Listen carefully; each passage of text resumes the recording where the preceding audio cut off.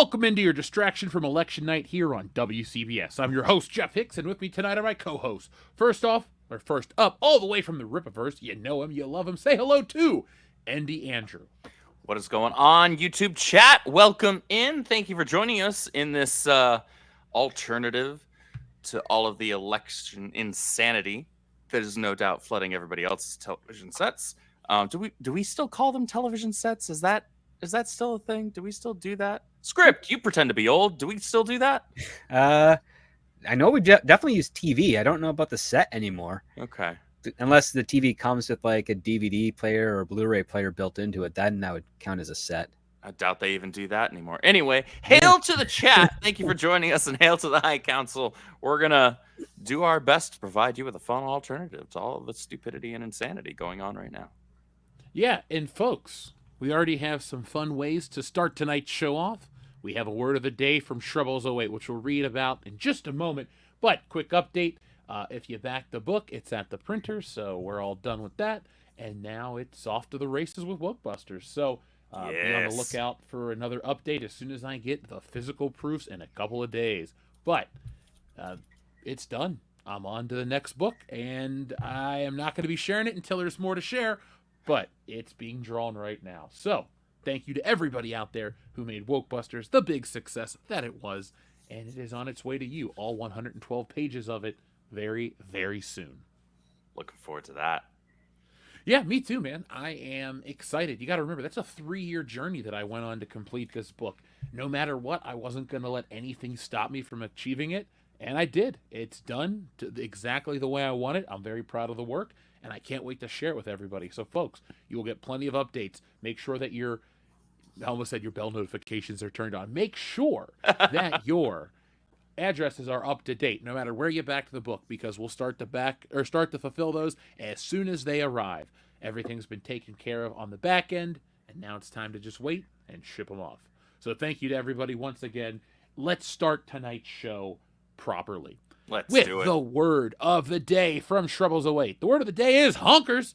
Honkers for 2024. Stop or my honkers will squirt. On Her Majesty's Secret Honkers. And fistful of honkers.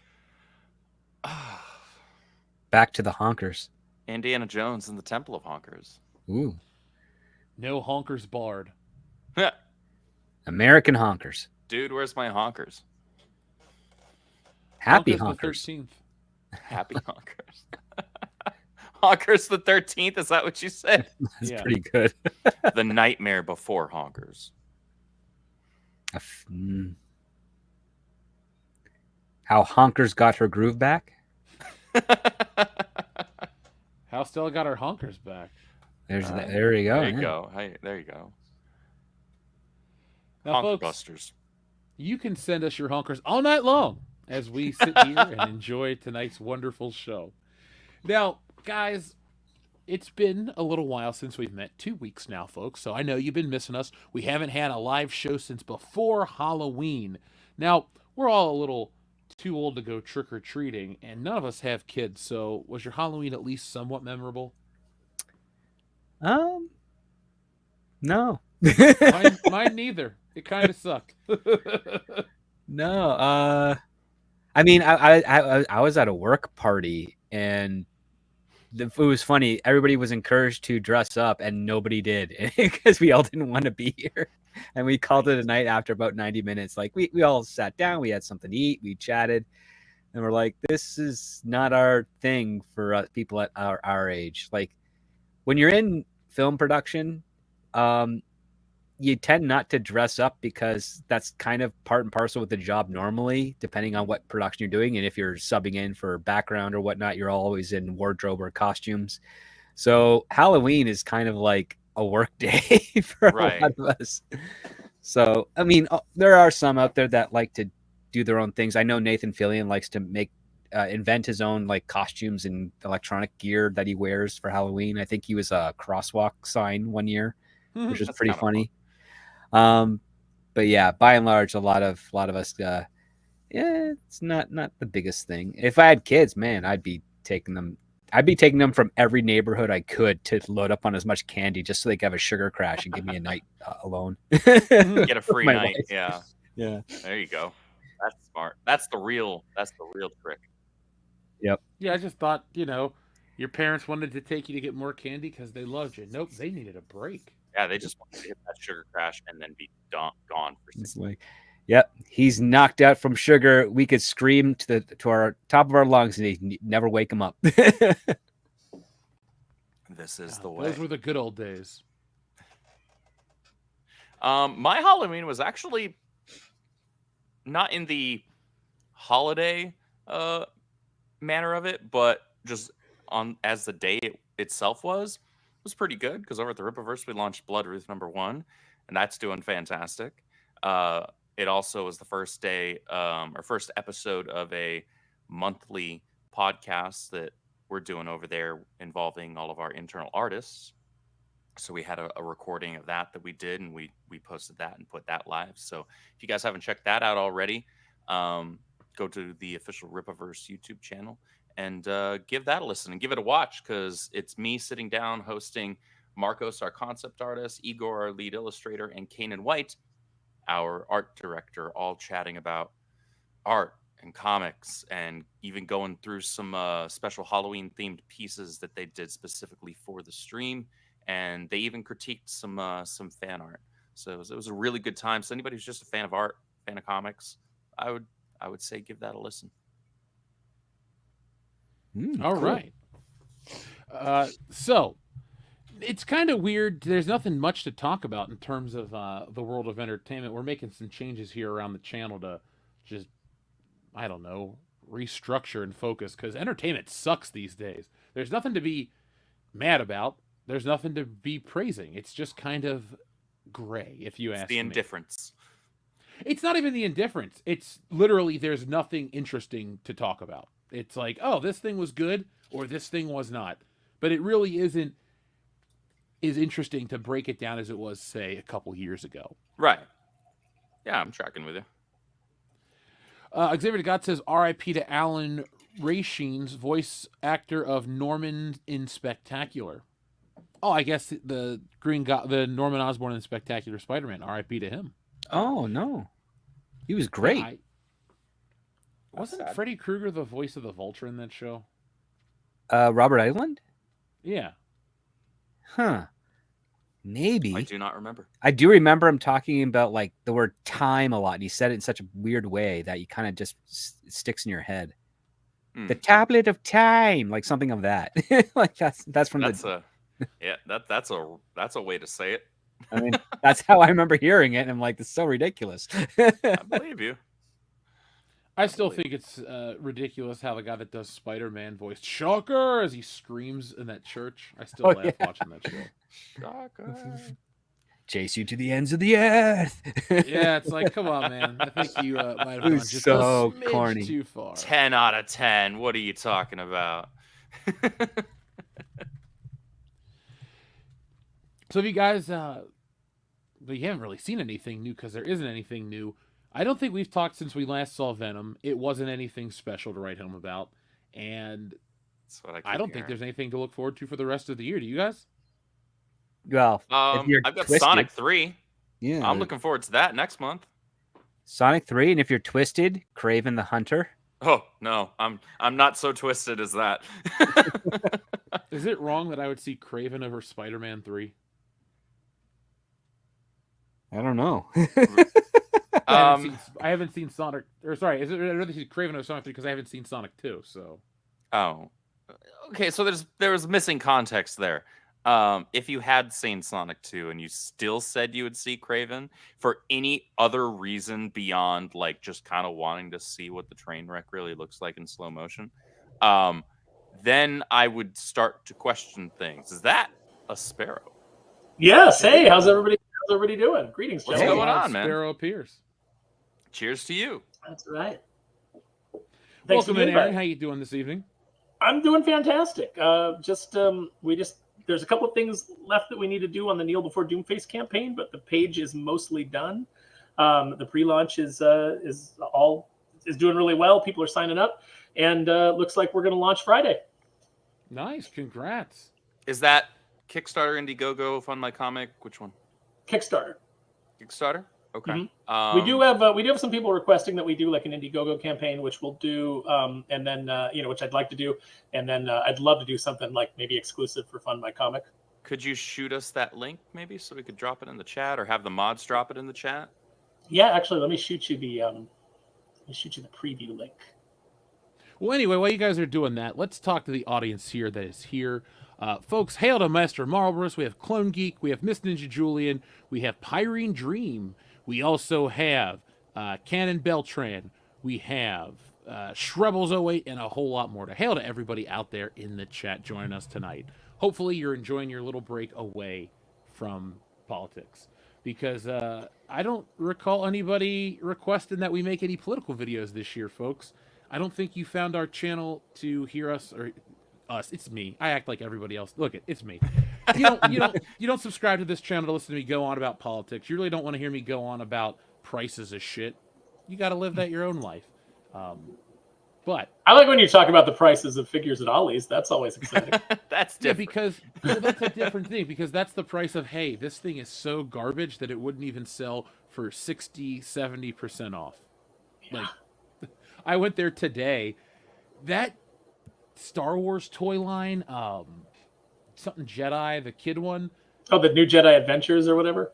That dude, there were like 8 feet stacks of those toys at Ollie's today. I was like, one, how did it get stacked so high? And two, who's gonna buy these? Because they all look like crap too. What happened to that Resistance? Remember that Resistance cartoon that they did that came and went like almost immediately, and nobody cared. They didn't invest too heavily in that with toys, did they? I know there was like one figure line and then nothing else after that. Nothing like this. This is okay, so everybody likes to make the excuses about in those videos. Oh, this is pre-pandemic merchandise. First off, some of it is, and that's how bad this is. Secondly, it's not going anywhere ever. And this cartoon specifically, they have doubled down to the point where it's like they got play sets, ships, giant talking teddy bears that look like a Teddy Ruxpin. And I don't even know if anybody that even watched the show. So no, they thought this was going to be hot. Like, they put a lot into it. They thought this was really going to catch on and that kids were going to be interested in it. But the sad fact of the matter is nobody's interested in Star Wars anymore. Nobody. Nope.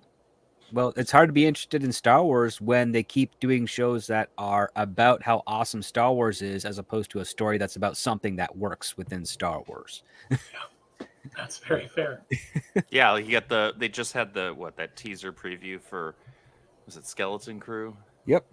Which Oh, I saw. I didn't even bother watching the thing. I just saw a screenshot of it, and I was like, no, it wasn't even the screenshot. It was the poster that they did, and I had to triple check the poster initially because I was like, is this a new Spy Kids movie? Because it looked like it looked like a freaking Spy Kids quality poster, and I said it looks like Ready Player One when I was a kid. Or that, yeah. It just no, it's like direct. No, it's supposed to be Ready Player One. This is their Goonies, Stranger Things, because all those shows copy that 1980s. It's like a font. They call it the Stephen King font, and they follow the same aesthetics. And that's all this is. It's trying to be the Goonies for Star Wars, and it's playing into a low-hanging fruit of like, hey, you like Stranger Things, you like Goonies? Well, here we're doing it for Star Wars. And I predicted this when people were like, God, the Acolyte's the worst thing ever. I'm like, we still got Skeleton Crew, man. That's either going to be slightly better or it'll take the crown. Because at this point here, with the hyperbole that's thrown out into the world, every latest Star Wars Disney Plus show is always worse than the one that it preceded. Yeah. And it's like, okay. They just keep lowering. You're like, okay, this is as low as the bar can go, and they're like, hang on. At this point, the bar is pretty much subterranean. It's like, at this point, I'm actually not even afraid to say out loud, like, well, it can't get any worse, because I know that it just probably can. Yeah, they'll always never underestimate a Hollywood executive's ability to pander so hard that they reach the core of the planet. Like I will say this, even though I definitely disliked Acolyte, I think it was slightly better written than Ahsoka, and also slightly better directed because you didn't have stupid shots of just characters standing, staring off into space for 5 minutes with dramatic music behind it. In the Acolyte, you only had that in Ahsoka. And it's like, just cut it down. Get us to the point of this. Their understanding of what a Jedi is more like akin to a Zen monk than it is, a person that's there to protect peace and to enact justice and, for, the galaxy. It's like, nope, they're just going to stand there and stare aimlessly. It was just a waste. It's a waste of, you're paying actors to act, not just to like stand there like statues. But that's what you're having them do. They think that's how you make a character seem like they're important, or that they're, they have such confidence. And all Dave Filoni knows is have them cross their arms and stare at each other. Yeah, and so you get that so many times. Yeah, that makes up for actual character writing. It's just stand there and stare. Oh, they must be stoic and wise. But you don't see that in any of the decisions they make, any of the actions that they take. The Ahsoka show was so stupidly written, and especially the character of Grand Admiral Thrawn. It's like, when you're a dumb guy and you're writing a show about a smart guy, what do you do? You just, everything you do, you make him go, well, that was all part of my plan. Really? Getting your ass kicked, like sending out 2 guys and like getting them killed and accomplishing nothing was part of your plan? It's all part of my plan. My plan is so complex, you can't even imagine it. When you're writing, so writers write what they know, and if they don't know something, you typically, if you're doing due diligence, you do some research and you educate yourself to at least a substantial degree with whatever the topic is that you're trying to cover and write. So you're writing something that's more or less believable. You don't need to do this, 10-year-long deep dive into whatever the subject matter is in order to, be able to write a dissertation or have a doctorate on the matter. But you need to be believable. And so if you're going to write intelligent characters, I don't know, maybe do a little research on how intelligent characters actually act. Maybe especially if we're specifically talking military strategy, right? Then you can't just like wing that. No, you can't. But you also have to remember every writer is limited by their own intelligence. Heck, just last week, me and Adega Outlaw, a fellow YouTuber and writer, we're reviewing a script about basically breaking into security systems. And the person did a cursory search of what a security system was with regards to like the level of tech that they're breaking into. And it's the biggest violation of writing, which my lesson is not just write what you know, but know what you write. And to your point, yeah, you don't have to do a dissertation on it, but you should know it enough so that an expert who knows the subject watching it realize, oh, you did the legwork. Yeah. And you don't have to do it by like giving them a monologue or anything. You just have to know like, oh, if an RFID reader, that's not going to work on every single lanyard in a top secret security facility because those lanyards use different technology than what an RFID reader uses to copy it. So you just have to know that simple fact. And that convinces anyone in that industry, like, okay, yeah, they know the difference between, off the shelf, RFID copiers and what actual tech companies do for security purposes. What if you just went the 80s route and you just had your character say that they were going to hack it? Oh, that solves everything. That solves every story problem. We're hacking it. Oh yeah, the live hacking. Every tech guy knows, like, no, you write a program and then you deliver it and it does it for you because you cannot live hack anything. It just doesn't work that way. Once you get in and you can move icons around the desktop of the other person's GUI, then you're fine. But until then, it's like, no, you're not live punching in code because there's this thing called compiling. You have to compile the code in order for it to do something. What? That's crazy talk. That movies have lied to me all these years?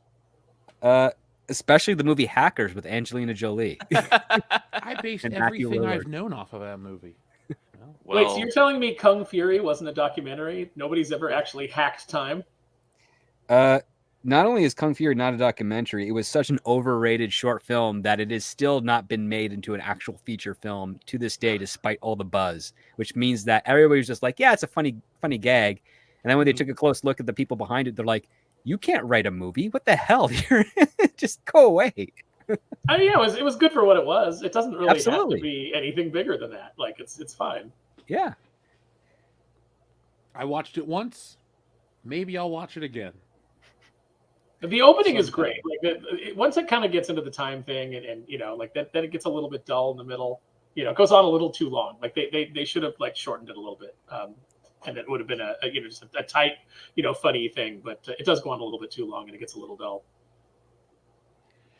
Our friend Taylor Swift and Samoan has sent us some super chats. First off, Taylor Swift says, Taylor Swift should have run as a third party. You should have. Should have got some votes.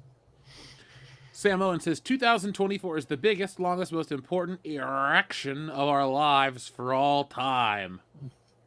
Yeah, everything has slowed down. Everybody took all the precautions, and now we're just here. It's like one of those years where you're not really interested in Christmas, and you're just like, all right, well, here it is. And then you're like, okay, let's get through this and let's move on to something else, because it's been like we've been at a standstill as a society for a long time. Pretty much, yeah. That tracks. It really has felt like everything's on hold, hasn't it? And there's nothing, and like it's weird too, because it's also combined with the fact that there's really nothing to be that excited about, even in entertainment. Like there's no movies coming out that like I used to feel hyped for so many movies. Like I can't wait to see that. I can't wait to see that. There's almost nothing that comes out now that motivates me to go to the theater. Well, if there is, there's no advertising behind it so that it exists. Like that's the worst part. I mean, so many people that I say, hey, just Google or Wikipedia movies that came out in 2022, 2023, and take a look at the titles that you didn't hear of and just read what their log line is and see if that interests you, because that's a better way of finding stuff that was actually made by people that care, as opposed to like the quote unquote content that's pushed out by a studio like Disney that just oversaturates the market. It's just so hard to find stuff. But I've been getting addicted to watching Tubi on my commutes, because number one, it's free with ads, and number two, they promote all of their indie stuff that you would never otherwise find anywhere else. And you can see some really good independent movies and some absolutely terrible but hysterical independent movies. Those are my favorite kind. And on the streaming services, you're getting ads anyway, so why not watch Tubi with the ads? Absolutely. At this point, yeah, which is pretty ridiculous. Yeah, my 2025 streaming consumption's a lot different. Well, it's going to be a lot different, because I don't really see the value in keeping most of these anymore. I have gone about a month without touching some of these things, and so goodbye. Why pay for it? They're not even good movies. Yeah. Trace XL, thank you very much for your generous super chat. He says, What's Hackers up, was Trace? definitely not how hacking works. They did, however, feature real things hackers did, like payphone tricks, searching trash for passwords, etc. Mm-hmm. Back when Angelina Jolie was, interesting. That's an action. Before we knew how crazy she actually was. Yeah. Are you guys following the drama around Tomb Raider? It was around the Billy Bob Thornton time. Like once it was like, we keep vials of blood around our, of each other's blood around our neck, and and also that sort of stuff started coming out, and that's when everybody was like, what? Yeah, because she just choice. divorced her co-star from Hackers, married Billy Bob Thornton, claimed that it was true love, and wore a vial of blood around each other's neck of their other stuff. And everybody was like, really Billy strange. Bob Thornton, isn't he like 40 years older than Angelina Jolie? It's like, no, it's only like a couple of years, but he just looks that way. This is the problem with people that mistake chemical attraction for love. Yeah. Because that fades away, and then, and it's gone. It's like, no, love you actually have to work at. It's not easy if you want to keep it around. Anybody can have that initial chemical rush and be like, oh, I'm so in love with you. Hollywood seems pretty rife with that.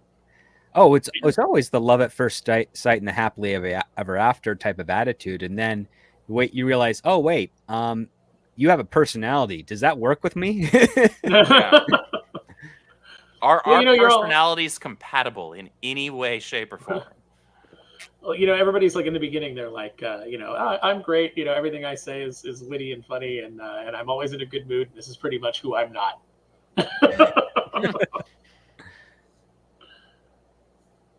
That's pretty good. Yeah. But Trace, thank you very much. Folks, what other movies have bullshit representations of the thing they're supposed to be doing? Like The MCU Spider-Man films. What movie is it where they're hacking the streetlights? Is like the guy goes down the street and he's like, oh, that's Steel. That is Is that Steel with Steel? Shaq. Shaquille O'Neal. Yeah. Oh. That was a good movie. I like how That- you recalled the movie before you recalled who's in the movie. You're like, Right. oh, that's Steel right away. I know. Well, I knew it was Shaquille O'Neal. Just like my having a brain fart because I'm like, wait a minute, it's not the other. It's not Magic Johnson because he's the other tall basketball player. And I didn't want to be too offensive by Has by Magic assuming they're all Johnson the ever same. acted? Yeah, he has actually a couple of things. I mean, he acted like a talk show host for a little while, and that was a disaster. Yep. They had to bring in Tommy Davidson and just kind of like cover up the fact that Magic Johnson can't talk or think. And I like you know, that. as a Lakers fan, I love Magic, but yeah, not a thinker. I like that Tommy Davidson is your plan for backup. Like, I like the guy, don't get me wrong, but I don't think of him as like hosting anything or being the Ed McMahon to anybody's Johnny Carson. Well, yeah, I mean, you couldn't save it. It was so bad. I just remember Gillian Anderson being on an episode, and he was asking about her mole, and she was saying how they cover up, they covered up with makeup for the X-Files, and he was like, he actually goes, oh, why do they do that? Why they cover your mold up? And I was just like, Oh, wow. this is pre-Tommy Davidson, but I remember Oh. that is a core memory for me now. It's burned into my memory. Like when he said that, I was just like, oh God. That's rough. That is rough. They should have gave Larry Bird a talk show. Really? He could have just spent the whole time saying exactly what he was going to do and then doing it, and there's nothing you could do to stop him, just like he did on the court. I'm going to go there. I'm going to go there. I'm going to get the ball. I'm going to go around you. I'm going to dunk it. I'm going Is to interview you Charles about Barkley- this. You're going to give me an answer. I'm going to say that's a wrong answer. I'm going to tell you what the right answer is. That would have been great. Bird was the man back in the day. It's true. Did they ever give Charles Barkley his own show? Because I know he's like on a bunch of ESPN shit, but No.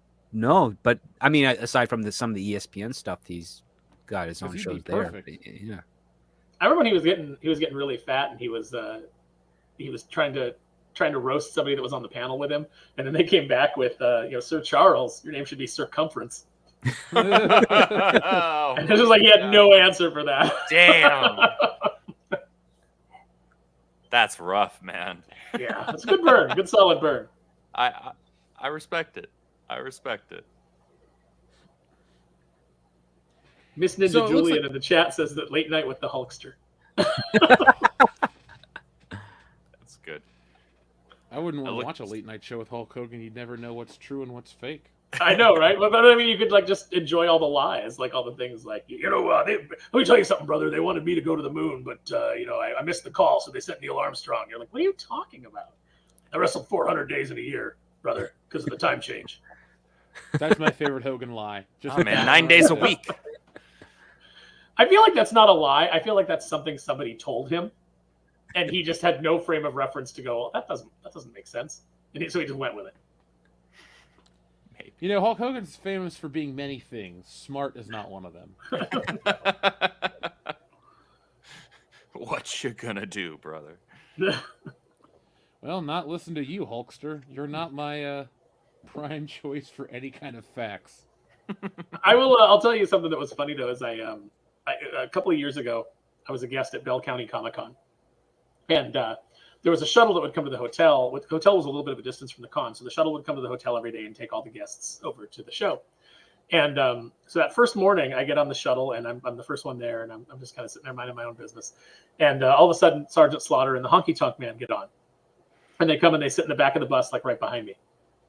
And I'm sitting there, and I'm like, when am I ever going to get an opportunity like this again? So I just turn around in my seat and I just start talking to them, and they couldn't have been more gracious. Like for the half hour, 45-minute ride to the convention center, they were just telling stories, and so I asked Honky Tonk Man about working with Hogan, and he was like, yeah, a lot of guys don't like working with Hogan. I never had any complaints about working with Hogan. I love working with Hogan. Every time you go to a house show or something like that, and he drops that leg on you, 1, 2, 3, you go back and you get yourselves like a $15,000, $20,000 payday.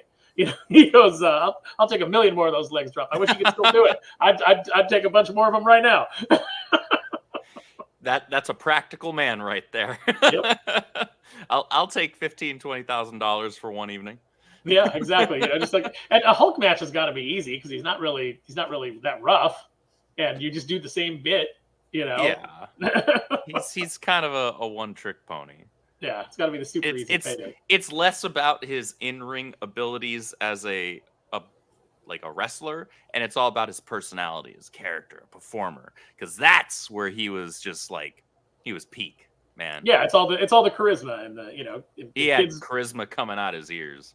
Yeah, kids bought into it. He was larger than life. Yeah, look at the money was in Hulk Hogan posing at the end of the night, not anything else. So people tuned in just for that. Man, I think I told you, Jeff. I think I told you on a previous show I was on that I was actually at WrestleMania 2 when he fought Bundy in the steel cage. Oh, you're lucky. That's a classic moment. That was huge, man. It was electric. Like I used to get to go to a few shows that were there. That was back when it was like a BLA Sports Arena. They had a bunch of house shows there, and so I got to go and see a couple of different shows. So I remember like as a kid knowing that wrestling was a performance. And this lady next to us, like this super like trailer park, like white trash lady standing there. And Roddy Piper and Cowboy Bob Orton were in a tag team match. I don't remember who they were wrestling. Might have been Hogan.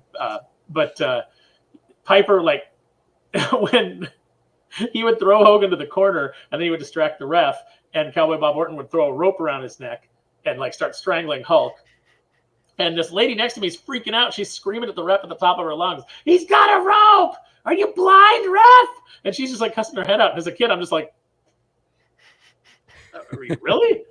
She was invested. She was. They got her into it. Well, that's like in my family, they tell the story of my great grandma. She used to watch wrestling on Saturdays and how she would get so invested and yell and cuss at the TV, and people couldn't even talk to her when wrestling was on. It was her time to watch her show. And hell, in my family, that's passed down through many generations. I love that. I love that. There's a story that CM Punk tells that when he was doing the Straight Edge Society, and so he grew his hair out. He had the beard, and he was basically looking like Jesus and doing the whole like Messiah thing, and he's here to save you. And he said they were walking to the ring, and I don't remember if it was like a live show or if it was a house show, but he said he got too close to the rail. And some old lady like slapped him across the face really hard. And he was like stunned for a split second. And she yelled at him, "You are not Jesus Christ." And he said he turned to Luke Gallows and he was like, "We got him." Like he was like, I was so excited. Like, we got him. They're so wrapped up in this story. Yeah. Believed the performance that strongly. That's when I met him, was during his Straight Edge Society era. Not a nice guy. Oh, he wasn't nice to you? God, he was a dick. What happened? Tell the story. Oh, I've told this story a bunch of times, but I met him. I paid to meet him at a WrestleMania meet and greet. This was like $100 and something bucks. He was nice to the people in front of me. He was nice to my friend, but he was a dick to me. And I didn't even say anything to him. So I was like, oh, well, you're an asshole. So I've never liked CM Punk after that. Oh man, so my friend Jesse had a good meet up with him. And he's like, he ran into him at like a play or something, and talked to him for a few minutes and said that he was cool. And like my friend Sean also. So that's weird though that he was like, because I understand everybody has a bad day or has a bad moment or whatever. Did he get a bad text like right before you? Was it one of Vince's texts like, "I know you wanted that knee surgery, but we need you, pal." No, this was before he was too important in the company, so they would have let him take off. Because Straight Edge Society CM Punk was like, you could have like pushed him off the WrestleMania 26 card, and you still would have had the same forgettable, mundane WrestleMania. Yeah. Like, God, most of the ones I've been to have been pretty bad. And you know what? The $2,000 tickets this year, I'm not really missing out on WrestleMania. So, have you heard about that? $2,000 for nosebleeds, right? Yep, back row. That's insanity, man. Thank you, Taylor Swift, Ticketmaster, and surge pricing. Oh, that's rough. That's freaking garbage. That's what it all stems from, man. Yeah. YouTube will not let me comment in the chat. Really? Yeah. Weird. Yeah. I gotta talk to them about a lot of stuff, but. Our friend Xavier God says Lakers are the clown show right now with LaFraud. Yeah, I'm not not a LaFraud fan. And his son plays with him now, right? Yeah, now you can get a father and son flop. So, seems kind of like they're breaking the whole merit base of you have to be really good to play on a team unless your dad's there. Right. Nepotism has always been the way. Script, come on now. In sports, not so much. I I mean, know. I just love that LeBron is like such a big baby. Like he gets a hangnail and he's like, "Ooh." Meanwhile, you go back in the day, like Bill Laimbeer, yeah, you'd see him like drive to the basket. He'd go up. They'd run into him. They'd foul him. His head had hit the rim. He would decapitate himself. He'd drain 2 free throws with his severed head. Have him staple it back on and still play 2 quarters. That's the kind of player Bill Laimbeer was. Damn it. And that is some like JR tier like color commentary right there. With God as my witness, he is broken in half. Like, what are you talking about? My God, he's been completely decapitated. He's Right. shooting his free throws with his own severed head. It's amazing. That's some fucking celebrity deathmatch stuff right there. Yeah. Yeah, in the more literal sense, for sure. Back when things were more civil, folks, for those who weren't alive, We used to be a people would civilized go, society. well, we'll put it like this. People would be portrayed on Celebrity Deathmatch, and we'd watch some of Hollywood's greatest feuds be played out to the bloody end. They wouldn't bitch on Twitter. They wouldn't get their feelings hurt. They'd get killed on MTV, and it was glorious. I mean, that was just one of those rare shows that wouldn't work today, but man, would I love to see it. Yeah. MTV had a lot of great shows. Celebrities have really destroyed Hollywood, haven't they? With their opinions and their social media. It's like the worst idea they ever had was just letting studios celebrities go give their point of view. It's completely killed Hollywood. Like there's just so many people that like I don't like now, and I'm not going to pay to see your project. Well, I think the celebrity in general is ruining a lot of stuff because now it's like Z-list celebrities populate everything and nothing is interesting anymore. It's just the same group of celebrities doing. It's like there are no more unique game show hosts. Other celebrities from other mediums host game shows. Oh, there's no more original podcast hosting. It's other celebrities host podcasts. Oh, even fucking wrestling commentators are just other celebrities now. It's getting kind of just homogenized and samey. Game show hosts, especially, man. Bring back the days of a Jack Barry or a Wink Martindale. Guy had the coolest name in the world. Who was the guy on Pressure Luck? The one with the whammies. That guy. Bring that guy back. Oh, shit. I don't even remember. Wait, is it Peter something? Something like that. Yeah, that was a great show. Pressure Luck was a great game show. Tic Tac Joe was a great game show. I've like seen reruns of all these. Sometimes I still put them on if I find them on a channel, or go to YouTube and look up some old game shows. It's good stuff. Price is Right is still the king of game shows to me. I think celebrities were far more tolerable when we didn't know anything about them beyond whether or not we liked the characters that they played. Mm-hmm. It was about their performance. Yeah, I did too. And I find myself most liking still the celebrities whom I still don't know anything about them beyond whether or not I like the characters they play in a movie or TV, or whether or not I like their music. And I try not to. Those are the ones that shut their mouths and don't talk about that stuff. They just do their thing, right? This is what you're paid to do. This is why you have a lot of money. This is why you have that car or cars. This is why you have that house. This is why you have that ranch, whatever it is, because you shut your mouth, you do your damn job, and you do it well. Otherwise, you wouldn't have the money. Just keep it that way. Like I would have. There are even celebrities whom I share opinions with, whether it's politically, whether it's socially, whatever. I would trade all of that for all of them to going back to just shutting up. Well, because you're not somebody who's so insecure in yourself that you feel like you need to validate your own opinions by having a celebrity agree with you. Yeah, I don't hang out with this person on a daily basis. I'm not related to them. I'm not married to them. Like, I don't care about their opinion on something. Whether or not a celebrity agrees with me on something is completely irrelevant. My own convictions are made of stronger stuff than to need a celebrity to agree or disagree with it. It only becomes an issue if all of a sudden they're deliberately disparaging and insulting and vilifying of those who don't agree with them.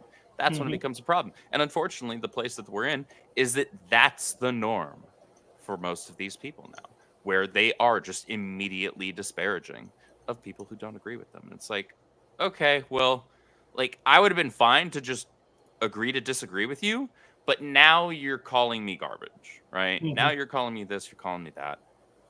I'm over it. All right, fine. Like, well, that's a ticket I'll save money on, right? Or that's a game I'll save money on. That's a comic book I'll save money on. Okay, Yeah, it's like, fine. There are plenty of options. I'll go get the freaking. I didn't know you had Kenneth Rocafort on a cover, Aaron. So, yeah, I'm gonna get that one because Kenneth Rocafort's one of my all-time favorite artists. So that was fantastic. Not to change the subject, but we'll come back to that. But no, I mean I agree with you about it's like there's just certain celebrities that it's like I can't watch a De Niro film anymore. The guy's a lunatic. I can't, and so many of his films I loved. Goodfellas is one of my favorite movies of all time. He's a phenomenal actor. Now it's tainted. He was a phenomenal actor. Now he's a miserable old crank. It's like you just kind of there's people that maintain the ability to delight audiences well into the twilight of their career and their life, and he's just not one of them. He just decided to be insane. You think of the actors that you really, really love and that have like great fan bases, and a lot of them are character actors. Like I have no idea what Titus Welliver thinks about anything. I don't know what Bruce Campbell's political opinions are, and I'm fine with that. I'm a big Tom Cruise guy. I've never heard him say a negative word about fans. Yep. In my life. Yeah, I've heard him say many positive things. Chris Pratt, I know what his political leanings are, but I know that he's also very appreciative of the fans. Yeah. So, if you have somebody who, even if I disagree with them, but they're like, they're not vilifying half the country, or they're, not vilifying the people that disagree with them, they still appreciate the fact that they're in a customer service industry. It's their job to get you to like them so that you want to go spend money on the product that they're in.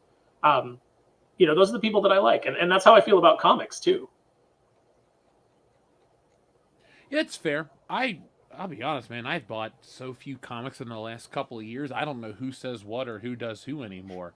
But I only buy books for the artists. I don't, I wasn't ever buying a Mark Waid book in the first place. Oh man, he's writing this. Me neither. Like all those people that are like, oh, I'll never buy this person's and that person's book.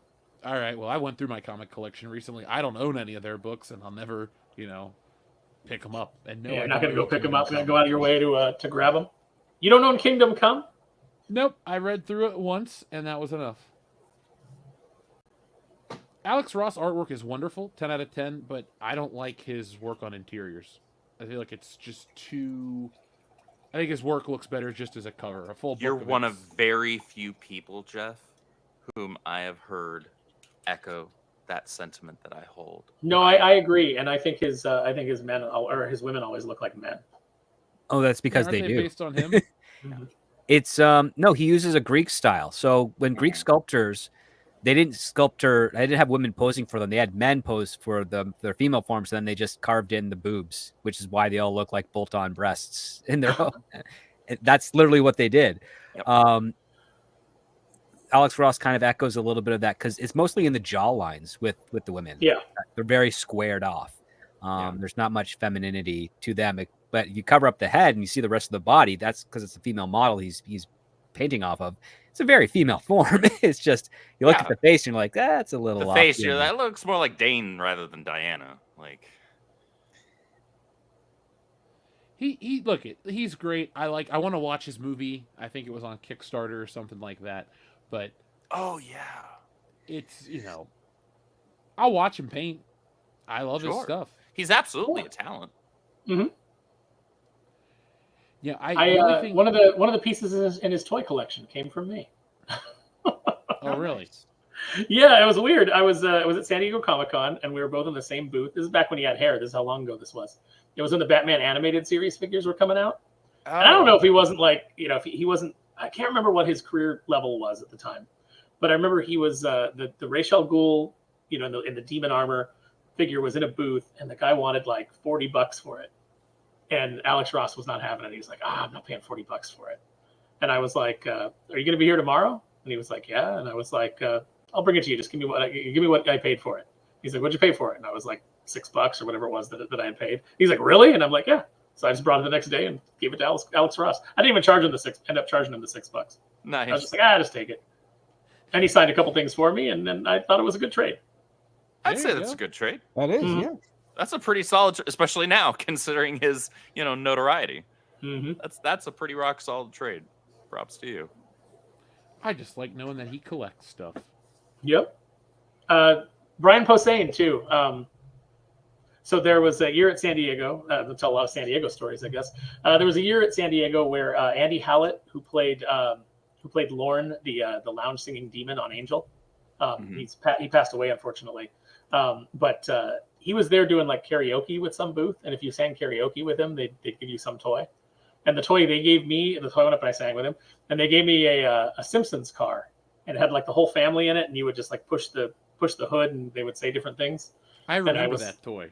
Yeah, and I was like, I don't really want this. I didn't even collect the Simpsons figures, even though I liked the show.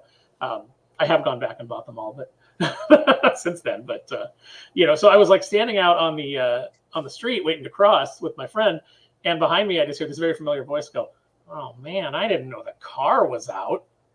And I turned around and it's Brian Posehn. And I'm like, "You collect the Simpsons stuff?" And he's like, "Yeah." And I'm like, "You want this?" And he's like, "Really?" And I'm like, "Yeah, just take it." And he's like, "You're just giving this to me?" And I'm like, "Yeah, I don't have any use for it." I said, I want it, and I don't have any use for it. And he was like, "Thanks," So One less thing you got to carry home. yeah, exactly. And I love knowing that, like, I mean, who knows if he still has it? Maybe he's pared down his collection by now. But I just love knowing that some of these people have pieces that are from me That is kind of cool. in their It collections. That is pretty cool. We got another super chat from Xavier to God. No, we read that one already. It was before his one about the Lakers. It's an FMK. Oh, That yep. didn't pop up. Hold on. Really? Okay. Yeah. This one's easy mode, honestly. This could not be easier for me. Let's see. I'm trying to find it. That's how easy it is for me. Damn, where's this thing at? Do me a favor, read it since I can't see it. Yeah. FMK, The Amazing Spider-Man 1, Venom 2018, and Spider-Man Homecoming. Homecoming's the second one in the mark. No, or Homecoming Tom was the Holland, first right? one. Oh, That Homecoming. was the Homecoming first had one. Michael Keaton in it. Yeah. And he was the only good part of it. I'm glad that I'm not the only person that did not enjoy that Spider-Man movie. Nope. I didn't. Not good. It's Iron Boy. It's Iron Lad. It's not Spider-Man. This is the easiest thing you could have possibly done, Xavier to God. So it's Marry Amazing Spider-Man 1, F Venom 2018, and Kill Homecoming. I don't want to bang Venom, but I will. And then I'll Some- Can we marry- clip? Someone Clip it. That needs to be clipped. You heard the trepidation in his voice.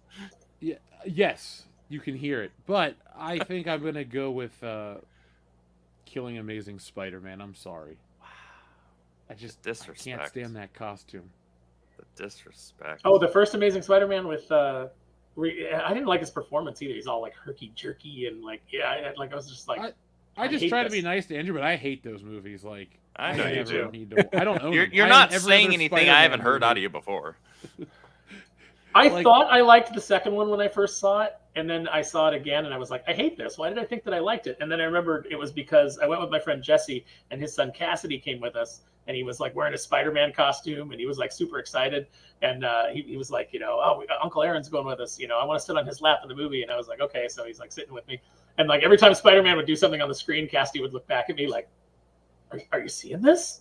Mhm. Like this is like he was, and so like I was enjoying it through him. Like it's like he was having such a good time that That's I a cool appreciated memory, it. though. Yeah, I appreciated it through him. And then when I saw it by myself, I was like, this is awful. I don't like this at all. Oh, yeah, Alex Kurtzman wrote the second one. That's why. Oh yeah, there you go. Franchise killer, Alex Kurtzman. He has Is that on become his dead. business card? He and J.J. Abrams, man. Oh, I mean, the thing is that he's made enough connections where he's never going to be without work until he burns every single one of those bridges. And it's going to take a long time to do that because it took a good 15 years for JJ to do that. Because he's right now, only Amazon is the only one interested in taking his meetings. Everybody else no, because they realized, he's the only JJ is the only one that actually makes money on any of the movies that he produces or directs because of the way he structures his budgets and expenditures, which other studios in Hollywood have been attempting to copy and have not been doing so well, except for maybe Disney, because even though they're spending $200 to $300+ million on their tentpole films, it's the people who are working on them that are keeping all that money, and barely any of it's really going into the actual production itself. So it's just keeping them afloat. So it's pretty nefarious what's going on over there. All thanks to JJ figuring out how to do it first, and everybody like, yeah, let's copy that. Horrible. Greatest filmmaker of our time. Look, I'm not going to put on airs. I like a couple of his movies, but it's probably not mostly because of him. It's mostly because of the people that are on the screen. Yeah, that's fair. So I'm not going to act like anything that he's ever touched I dislike or I hate and I think is the worst thing in the world. But I certainly have no interest in seeing anything that he's a part of at this point that I don't already like. I didn't like Super 8. I didn't either. No. Like I was like, just something's missing. Like there were things. It was that I okay, liked, but it felt half baked. Yeah, I think there's things that, and then like Stranger Things came along, and you were like, oh, this is what Super 8 wanted to be. that first season of Stranger Things. Yeah. But yeah, like I think there's things that he does really effectively. Like I think he can keep a certain amount of excitement going with the visuals. Even when it's like there's a scene in Super 8 that like stands out in my mind where the kids are talking and he's kind of rotating the camera around them as they're talking, and it adds a lot of like drama to that conversation. So I think that there's things that he's good at, but overall, I think that he will, much like Zack Snyder, there's like visual things that he can do that you're like, oh, that's cool. Sure. But he should Not so never much be as allowed. Snyder. Yeah, should never be allowed near a script. Should never be allowed to have any input. It's just like, here's the script, here's the storyboards. Well, You know. he's only ever directed 6 feature films. Everything else, he's been television, or because he's primarily known as a producer. He's the guy that finds a script, gets a team behind him to shape it into a marketable state, and then he sells the hell out of it, which is what he's good at. He's great at selling. I've heard how he does his pitches, and you just can't help but like be excited and get on board. It's when you find out that he's like, yeah, and I want to direct. It's like, nope, all the air gets sucked out of the room now. You just don't. You can't. You can sell to executives. You are not very good at selling to audiences, because even though he can get that first weekend, every single one of his movies, once they hit the second weekend, has a sharp decline. With, I think, the exception being The Force Awakens, but that has more to do with the brand integrity that he damaged significantly. Yeah. But But still had enough wherewithal to like withhold at least one J.J. Abrams film. maybe that first Star Wars, maybe that one, or not first Star Trek, I should say. The 09. Yeah, I Oh, think man. that one. I saw so many Trek fans just leave the theater so disappointed in that. I was one of them too. Yeah. It was like the dumbest plot. I mean, you have this great cast, and they're saying dumb things and doing dumb things, and you don't believe it. It's But all. if they say them fast enough, you won't think about it. They'll They'll be on to the next thing, and you won't think about how Exactly. dumb while you're watching it. That's the gimmick that he uses. He's like, we never linger anywhere long enough for the audiences to think. It's like, that is the antithesis of art, because all art is, whether it's a painting, whether it's a book, whether it's a radio show, a song, a movie, a television show, it's supposed to stimulate your mind to think about something, and get engaged with it. But when you have someone who's just like, no, it's a product, it's content, let's just feed it out there, let's go, fast, you're excited, you're happy, you're eating popcorn, you got a sugar high, I'm taking advantage of that. And then when it's done, you're like, wait, did I just get boned and not orgasm? And you're like, yes, exactly. That's exactly what happened. That's a hell of a way to put it. But he's not wrong. No, that's My that's dad what and I happens. had a great time in the theater for that first one. Saw it in IMAX. Had some In-N-Out Ugh. burger and shakes before. I saw it and I made a comic book about it. So, folks, there you go. If you want to hear my thoughts of The Force Now, Awakens. Star who's Trek, stealing not so Force well? Awakens. Oh, I liked that movie enough that I saw a bootleg of it and then went out and saw it in theaters because I liked it that much. That's what blew me away. Like, the difference between the changes made to Star Trek versus Star Wars, Mhm. but I'm just, one is in my collection and one will never be addressed ever again. I got a free DVD copy of Star Trek 09 because I used to intern at Paramount, and when they split, some of the people that retained there had me on their docket, and they knew that I was a huge Star Trek fan because that's what I was going for initially. And then when 09 came out and they sent me the free DVD, it's like, well, you assumed correctly that I was a Star Trek fan, but you failed to realize that I'm a kind of also a purist. And so this is not something I'd like to own, but it's free, so I'll keep it because it's the sentiment that counts. That's fair. I have the Blu-rays for that trilogy in storage. I do want to actually get the 4K at some point because they do look beautiful. Yeah, Into Darkness looks particularly good. There's some really cool shots in that film. If only the content of the film was as good as the visuals. My big That's problem JJ for you. my biggest problem with some of those films, and they are numerous, but I think the one that really bothers me the most is when he does something that, like, you feel him going, to you as an audience member, but it makes no sense within the context of the story.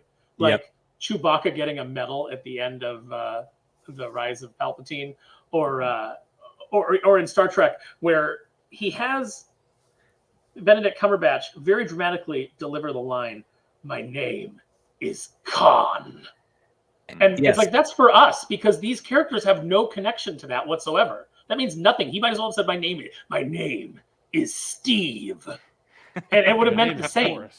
Actually, it's like, Jack Black actually just sub in Jack Black saying that line because he's in the Minecraft movie saying "I'm Steve," right? And then there you go. Yeah, you've got the exact same context because in the Space Seed episode, there was this secrecy deliberately done so with Khan.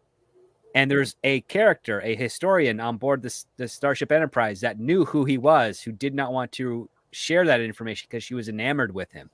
And then when they find out who he is, Kirk, Spock, and McCoy are like, we read about him in history. We thought he was dead. And now we're like, well, what do we do now? Because we do know on record he is incredibly intelligent and he could learn much of this ship and take it over if he so chose, which he does. And then Kirk has to beat him with a giant pipe in order to get his ship back. Yeah, and then the other thing that I love about that is, like, we've got to go get Khan and we've got to go get his blood because Kurtzman and Orsi are terrible writers, because we have to set up this set piece where Spock yells and then fights him like a maniac on a flying platform, and because we need his blood to bring Kirk back to life, and it's like, oh, good, magic blood, you're doing this, and then you're like, well, wait, don't we have like 72 of them in these missiles over here? Yeah. Like, oh, not only that, the blood there. Not only that, it's the whole, we can't beam them from their location. Can you beam me to them? Sure. It's like, they repeated that like 2 or 3 times within the span of 6 minutes, like versus Spock. And then it's Uhura. And you're just baffled by the concept that they physically go after Khan on moving objects and expect, okay, now that we've got you, we're still on a moving object. Now we can do the transporter to beam you up, where before we can't. And all just to kind of invert the whole Kirk sacrifice, Spock sacrificing himself to save the Enterprise. But this time it's Kirk in this giant room, the spherical room, kicking at an angle to align the dilithium chamber, where there's no way it would ever move in the direction that it does because he's kicking down and he has to kick, parallel to the ground. Just so dumb. So dumb. And they've already established too that, like, they can transport across the universe now, because Khan goes from Earth to the Klingon homeworld in like one transport beam. And you're like, why do you have ships? Yeah. What's the point?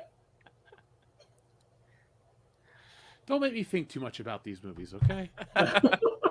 Just let me enjoy the visuals and the Star Trek that is better than the Next Generation. I just say that to piss people off. God damn, is some of that show boring, though. But that is a topic for another day. Xavier to God says, Tom was more of a sidekick to Robert Downey Jr. than War Machine. Yeah, I agree with that. Yeah, well, because they never really portrayed Rhodey as much of a sidekick in the MCU. He was barely in it. Howard was the best. Yeah. Yep, I agree. Don Cheadle is terrible the moment he showed up. He looks like an old turtle. Like, you know, when you see like a very old tortoise, like, you know, you're like, this desert tortoise is 150 yeyears old. The way the neck and the head kind of seem like they're all one piece almost. Yeah, it's like I can't stand him. I've just never liked him in anything. Except maybe You don't Volcano. like him in Volcano? Yeah, I just said like, but maybe Volcano, maybe. That movie is so on the nose with its racial commentary, and we're talking like a post Rodney King LA, and we're trying to make LA this like bastion of hope and humanity, and they use Volcano as that movie to tell the story. And Tommy Lee Jones. Dude, has Hollywood ever been like less off the mark with that than with Volcano? Well, Volcano came out the year. The place for it. Did Volcano come out after the year Rodney King, or like a couple years after? Because I think they came out pretty close. Because if they did, that means it was already in production and they couldn't have changed it. No, I think it was a couple of years afterwards. Because I remember like 5 years. 5 years. What year did that come out? Hang on, 97. 97. Well, Rodney King was what, 93 or 94? I thought he was 92. Maybe it was 92. Yeah. Yeah, I think it was. I was working in a comic book store when the Rodney King thing happened. So yeah, that would have been like. Oh no, it was 91. Yeah, there you go. But the riots occurred in 92 because that's when all the investigation came through that the police apparently, quote unquote, did nothing wrong, and that's when the riots hit. So yeah. Really, watching like late 90s or just 90s movies about LA, they always talk about the riots and LAPD. Oh yeah. Like, was it Rush Hour? Predator make 2. Fun of them? Escape from LA. Yeah. Having lived there, I definitely get why you would make fun of it, though. Just wanted to say that. Oh, dude, it's the most eccentric, area, tri-state area, tri-city area you can possibly imagine. It's nuts. But I mean, it's one of the things that I enjoy because you never know what the heck is going to happen next. See, I can't stand it. I can't stand being in LA. Like, if somebody tells me like, hey, we're doing this thing, we're doing this get together, this big thing, do you want to go? I'm like, yeah. And then they're like, okay, so it's in LA. I'm like, I'm not going. I'm not going. I'm not going because I am a person who, if it takes me more than 15 minutes looking for parking, I'm going home. It's like, I just don't have time for that. So it's like either you're driving and I'm riding along with you so that I can just be on my phone no matter how long it takes to find parking, or I'm not going. I also don't want my car broken into. So I'm not driving to LA. Oh, I mean, I always use the Uber, but like sometimes I would stay in like Montebello and then just Uber into LA for a couple hours and then Uber out because it was way more convenient than trying to find a place to rent in actual LA or even in Burbank or Glendale, just because the neighborhoods are a little iffy. But Montebello it's kind of like a pocket. At least that was my memory of it. I haven't been there in like 5 years. But it was like nice and quaint. And you're like, oh, this doesn't feel like the rest of LA. You could go outside and walk and not get accosted by somebody. Yeah. Like, see, like I'll go to LA. Like, I'll go to like Greg Weissman's place because he lives in a nice neighborhood, or I'll go to, I'll go to Burbank because I've got friends in Burbank. But that's like as far as I go. Like if I have to go into like the deeper part of Los Angeles as a city, I'm not going. No, I get that. Like Central LA or that neighborhoods, yeah. Even LA Comic Con, Max and I went to we were like, hey, we're gonna go to LA Comic Con. We're gonna hang out with the Friday Night Tights crew. We're gonna hang out with Gary. But we were both like, but we don't want to be in LA. And so we rented a place in Pasadena, and then we would just Uber in every day. And then it turned out Gary had rented a room in the same hotel we were in Pasadena, like to set up, his equipment and things like that, so he could record. So we ended up just Ubering back and forth with him, and it was a lot of fun. But what a weird coincidence! Just this one little Pasadena place, Pasadena Inn. Mm-hmm. It looked like a place where murders would happen, but it was still not in LA. Lesser of two evils. Yeah. So, let's check in with the audience. Let's see if anybody's saying anything relevant to what we're talking about here. Let's see. I don't know if you guys have heard, but the most mysterious song on the internet has been identified. Nope. I have not heard of any of this stuff. Huh? Never heard of it. I'm not either. We do have some love for Don Cheadle and Boogie Nights, though. I've never seen that. Really? Yeah, I've never seen that. I've never seen the Godfather movies either. That's like, and I've never seen Goonies. Oh, get the fuck out of here. I've never seen any of those. No. Like, I can forgive everything, but the Goonies? And it's weird too, because you figure like, my age, I would have been right in that bracket where like it would have, I would have seen it, but for whatever reason, it just never happened. And I would go to the video store and I would see it there on the shelf and I'd be like, oh, I should rent Goonies. But then there was always like some horror movie or something that we would want more. So, we'd rent that. And I just never got around to seeing it. And now people tell me like, don't see it because it won't hold up as an adult. Like you won't have the same feeling about it. So I don't it's know. a Dick Donner film. It should act. I find that it still holds up for what it is because Richard Donner, he doesn't do things superficially. It's all about like the kids trying to stick together and do something for their home, and it's a fantasy film. It's a good fantasy film. So you're saying I should watch it? Oh, highly recommend. Yeah, but listen, Okay. it's Richard Donner. He's never made a bad movie except for maybe Timeline, and that was him freaking out at the cast because they were not listening to him. It's the first time I've ever seen behind the scenes where he's literally yelling at the actor saying, "Why don't you effing act for once?" Damn. And one of them was what's his name, who passed away. He was in the Fast and the Furious franchise. The blonde kid. I can't remember his name. Paul Walker? Paul Walker. Yeah, that's the one. He was. Wow, I like how you guess refer the to one Paul that Walker as a died. kid. Well, he was older than me, but whenever I saw him on screen, he's always looks like a teenager. No, Aaron, I like the Goonies. I love it, actually. I don't know if you'll have the E.T. effect, because I never saw E.T. until earlier this year, and I didn't really think it was anything special. Like, I don't get why people like it. Mhm. So It's very much a product of its time. Like it was that time, and it was the film. Like at the time, the film was groundbreaking and kind of like blew everybody's minds. Mhm. And I remember as a kid like bawling in the theater when I thought he was dead. He's laying there. They got him laying there on the slab, and Steven Spielberg's just like basically like Mola Ram at that point, reaching out to the audience and trying to pull children's hearts out. Mm-hmm. So I had like a really strong attachment to it growing up, but I went and saw it like years ago when they re-released it in theaters. I took a date to see it, and that didn't go well because she was like, when they fly in front of the moon, she was like, "I'm so sure," and I was like, What? You, Really? That's okay. First of all, you haven't said a word through the rest of this. But that's the moment that broke you. You know this isn't a documentary, right? You know that this is just. I was just like, well, this is over. This is not going well. First date already down the drain. Yeah. Thanks, E.T. Well, E.T.'s is a good story because it's about the kid dealing with the fact that his parents are divorced and he's trying to find some stability and solace, and he needs this extra friend, and he needs his own responsibility, and that's where E.T. comes into play, and that's why you love the relationship between those two. But I will say you definitely dodged a bullet with that lady. Yeah, no kidding. That's like what. So I've had a couple of like first dates like that where it's like people, and I have friends who are like, what is wrong with you? Why are these things like?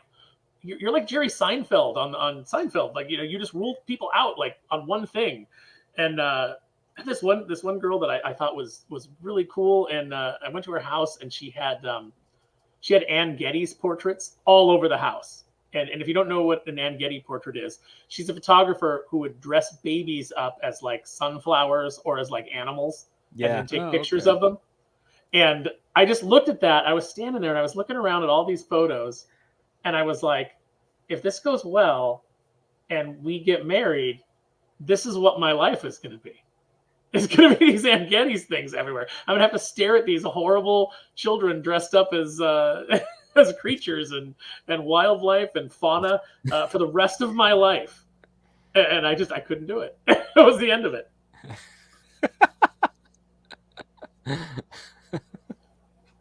I was young. I had options. Well, I will say this. That is very much a Seinfeld premise episode right then and there. Mm-hmm. It's like George's. It's like Susan and the Dolls, right? So like the one doll that looks like George's mom. Yes. Do you want the Ann Getty's photos where, you get to your age now and you realize, wow, a couple of these babies, they're bald, they're cute, they're round, they're kind of looking like me at this age.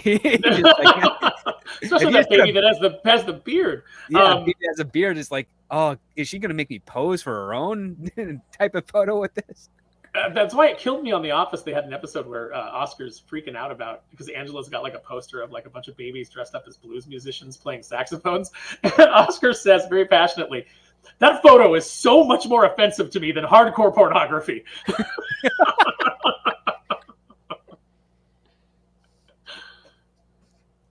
I gotta watch that show. I'm sorry, I'm late to the party. On The Office, the first season's a rough get through. But then, like the second season, it starts to find its footing. Oh yeah, they almost got canceled on the first season. I remember it vividly because Steve Carell was arguing with everyone on production, saying, "I can't play the character this way. There's no way an audience is going to like what I'm doing," and he was right. And so they were in the bottom 100 when for the first season when it came to ratings. They were saved by the skin of their teeth, and then when they did the second season and they changed Steve Carell's Michael Scott character to more what he's known as, that's when it kind of took off. Mm-hmm. Still annoying. And all of a sudden, it was like the biggest thing on TV for a while. Yeah, because it had to find its footing, and I think that's the same thing it could happen with the Australian office, but I don't know because it's on a streaming service, so they don't like to invest in things in the long term with streaming.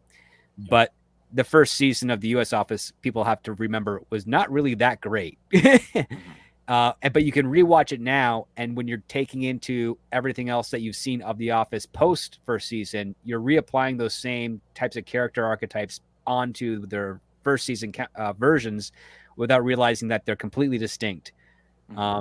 You're so enamored with the familiarity of the voice and the physicality of the actors that you just forget that they're literally playing very different characters in that season one than they are for the rest of the series.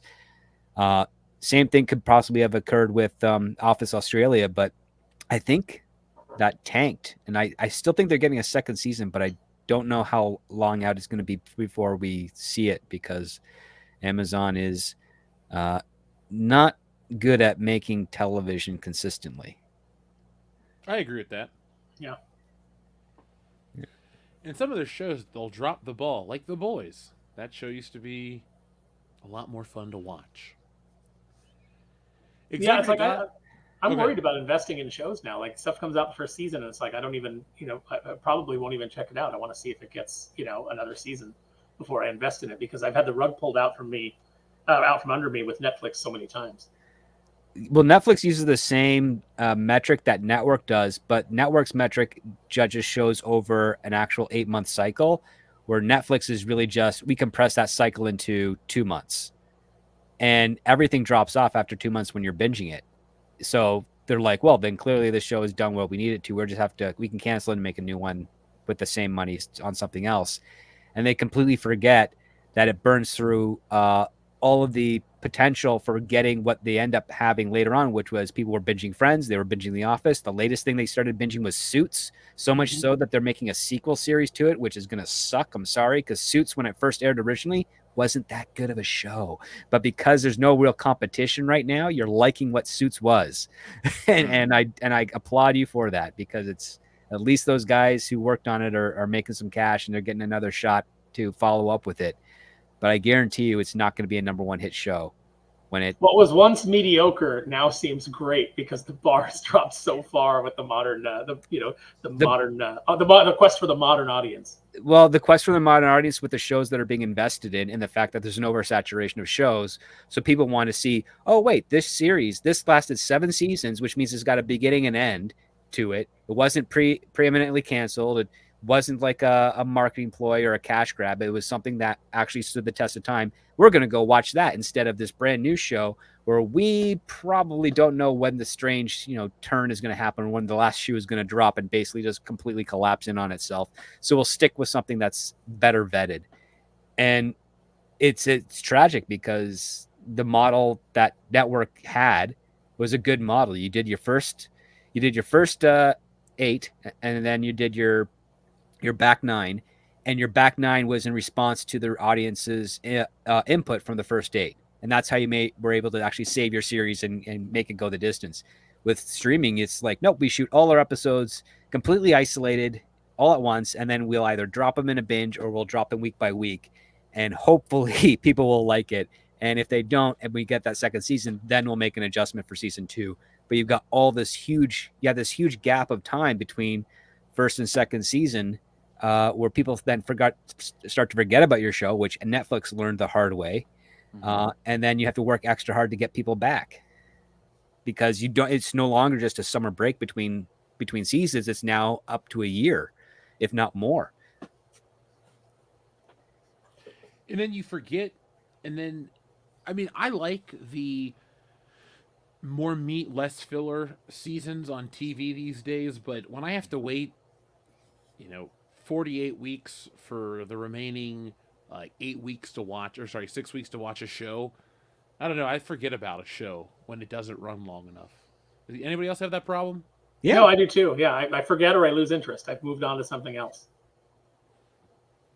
Because, I enjoy Only Murders in the Building, but it's over now, and I'm like, man, I could have watched more of that show.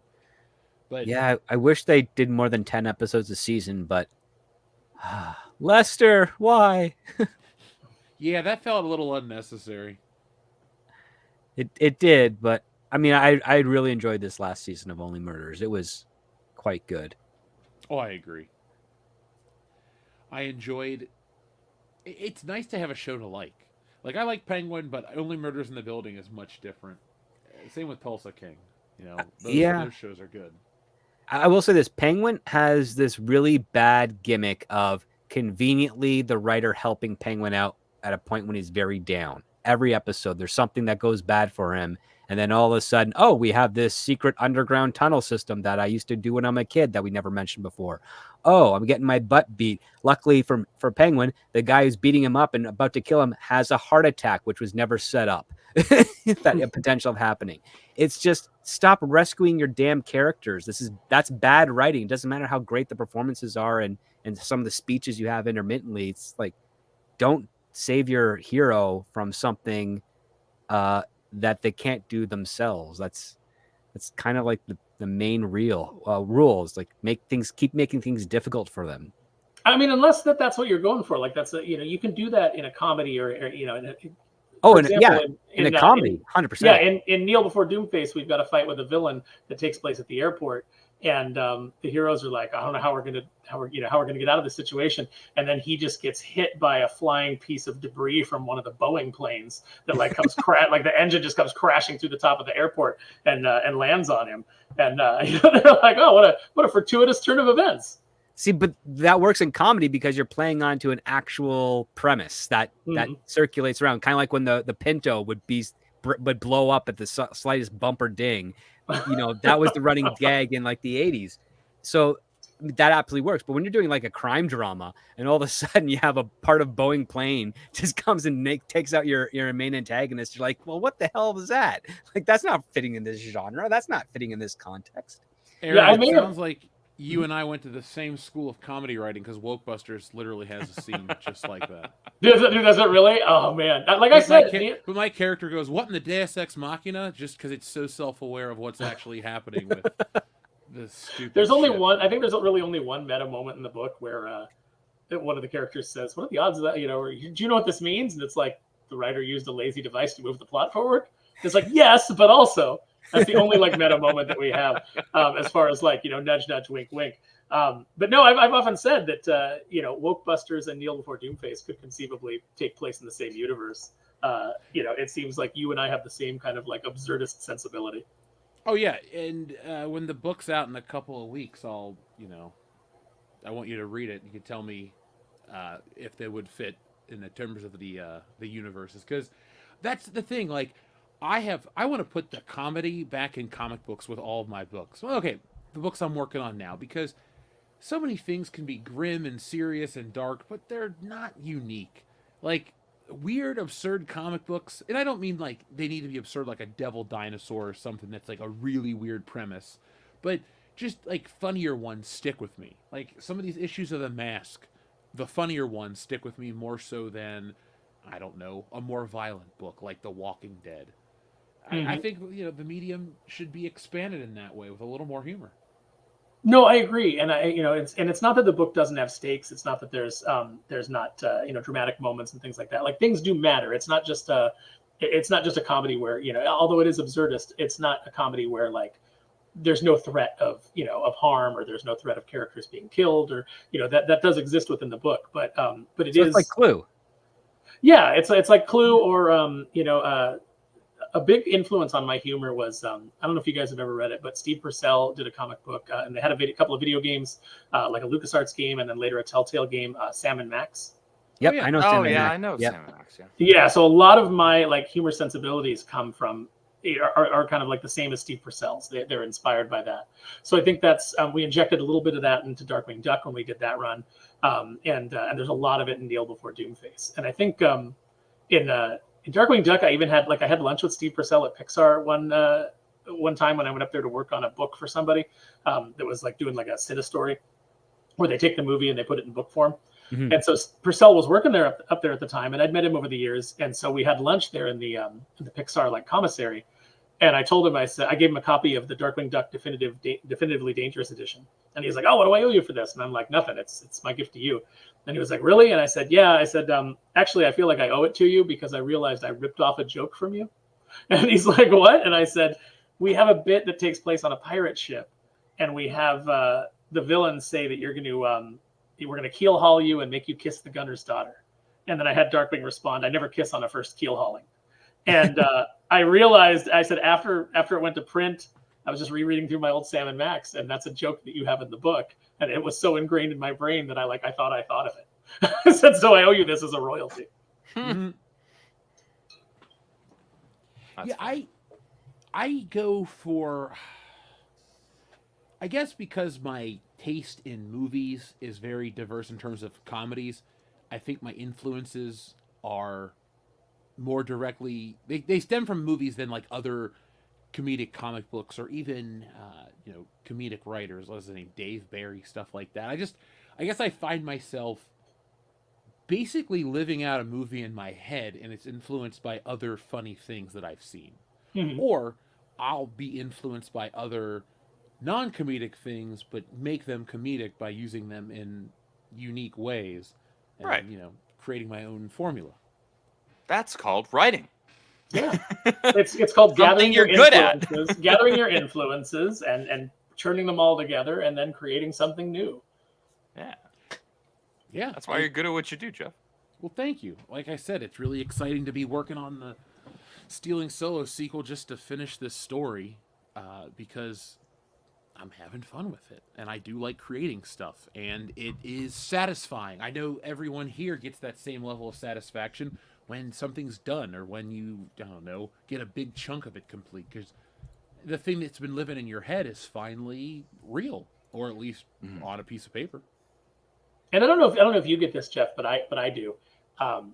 So when I was working on Darkwing, or now working on like Kneel Before Doomface, you were always so far ahead of what's about to go out to the public that you're excited for them to see it, but you almost want to fast forward, because you're like, what I'm doing on book 3 is like is the buildup of all these things that I laid out in book 1 and that I build in book 2, and then in book 3 this happens, and it's like everybody's gonna be, by then everybody will be invested in the characters, and they'll be like, oh my god, I can't believe this happened. And so like you're operating on that level of excitement, and and so you're excited for everybody to get the first one, but it's almost like a little bit bittersweet, because you're like, oh, I wish we were here already. I wish you guys were reading this already. Mm-hmm.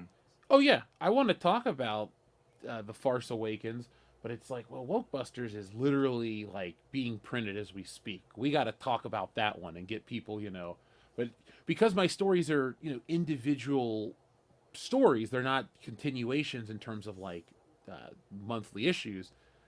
I'm kind of like living in these complete arcs years ahead of everybody. I'm like, come on, I got to just keep this going so everyone can get this joke and we can talk about these things. So I get it, man. Like, I just can't imagine how everybody else feels about their stuff, knowing like how far out they work. But it's exciting to just, have the ideas. It would be terrible to be, oh, this is my one idea and that's it. And The thing that I try to think about, at least for stuff that I hope to release someday, is that there will be that buildup and that payoff to where all of a sudden there will be that moment where in book 2 or book 3 or book 5 or 10, where people all of a sudden everything clicks and they see what was being foreshadowed back in act 1 of book 1, Yep. and they're like, he was doing that there, type of a thing, right? Where all of a sudden, and that's for people that pay attention to what they're reading, right? Those are the people you're really hoping are genuinely invested in the characters and the overall plot and the progression of all of it. And you hope that those people are, because that's how I was growing up reading comic books, right? Like I was paying attention to every single minute detail I could Yep. pick up with my eyes, both on the visual aspect as well as the dialogue and the writing. And I try to approach writing from that same mentality, to where, because I had a lot of fun having those oh shoot moments as a kid, and even still today, less frequently as an adult, where you realize, oh wow, like this is paying off something that was set up way back here, and they were thinking about this way back then and trying to just very subtly, you know lay the breadcrumbs, thread in little things for the plot. And that's a lot of fun for me as a reader, and so as a writer, that's something I try to emulate. Yeah, that's something that we did in our Darkwing run. When we got to our second series, so the first series, there's a lot of drama that surrounded that, as far as like credit being removed and like scripts being rewritten. It's like taking my plots and then having somebody else write the script for it. So the characters didn't sound right and the jokes didn't land, and we got to restore all that when we came back to do our second series, because Disney said, they said we want to reprint the Boom material, and Disney said, okay, but let's restore the original scripts that Aaron Sparrow wanted to do. So the way that he originally wrote them, because there was a lot of shenanigans that went on with Boom, and so we got to re-release it with James and my intent for the material restored. And so now a lot of the jokes landed. Now all that foreshadowing was there. And at the end of the story, Boom had done this last minute tacked on story called Dangerous Currency that nobody really liked. It was like a DuckTales Darkwing crossover, but nobody ended up liking it. And it was rushed and it was really bad and it didn't make any sense. And Disney asked us, they said, can you still use this story? Can you go through and do a rewrite on it and make it work? And I was like, we'd have to change so many things and we'd have to add so many pages to like make this a real story, that I think it's better just to like knock it out of continuity, and I'll just write a new 3-page ending for the Boom material, and then we'll launch into our new series from there. And so that's what we did. Well, one of the things that left unresolved is it left Negaduck's arc unresolved, because Negaduck got split into particles and dispersed, and then he comes back in Dangerous Currency, but that's no longer part of the story. So in the first issue, James was like, oh man, we're gonna have to explain how we're gonna have to bring Negaduck back. We're gonna have like a whole explanation taking up pages. And I'm like, no, we're not. We're just gonna bring him back. He's just gonna show up, and then everybody can wonder why, and we'll get to that story. Now we ended up getting put on hiatus, and then the company went out of business before we got to finish that. But one of the reasons that James and I always talk about going back, because they're never going to let us do it again. Disney's never going to hire us again. Dynamite, can't hire us. If they wanted that book to be more successful, they certainly would, because Nick Perucci's a capitalist. He'd like to make money. But I think it's a Disney edict that we can't work on the book anymore. And I think it's probably has a lot to do with the fact that I've been very critical of Bob Iger's running of the company and running these. I'm a Walt guy. So, from my perspective, Bob Iger has run Disney into the ground, and I've been pretty vocal about that. So I'm sure that's why, that's why publishing's afraid to touch us. So we've talked about doing like a John Byrne style Elsewhen kind of thing, where we just put it out for free on the internet. We continue our story for free for fans on the net and just put it out. And that's my hope. It's a long way of agreeing with you, Andrew. Things, so many little clues as to how Negaduck is back, and nobody's caught any of them, because they haven't gotten to the point where they've gone like, oh, So, but then when they, the plan was always, and then when you go back and you reread the series, you'll go, oh, they were dangling this in front of me the whole time. Well, yeah, because you're supposed to all of a sudden have that when the payoff happens, you get that bird's eye view for your part of your audience that was paying attention, right? And all of a sudden, now they're seeing the whole picture. But you still need that moment to happen more often than not for you to actually get that whole picture. People could make guesses, but in theorizing is a ton of fun, but like to your point, you didn't get the chance to actually reach that moment in that run, and so audiences didn't have the opportunity to have that. Wow, here's the full big picture. This is what they were doing all the way from over here. And it's funny because you have to walk that line, because readers are smart, and once they catch on to something, they'll start theorizing and they might stumble on to what you're doing. Mm-hmm. So it's just this razor, like this razor's edge that you have to walk. Bringing it back to wrestling, the razor's edge. You have to walk this razor's edge of giving them just enough stuff to where they don't put it together, but then when they have that piece that you want them to have, then they go back and they see how everything fits. Yeah. See, folks, it's tough to trick readers. It really is, because you're doing what's called puzzle making, and it's basically like, hey, you have to craft an original riddle. Good luck, because those are not easy to do.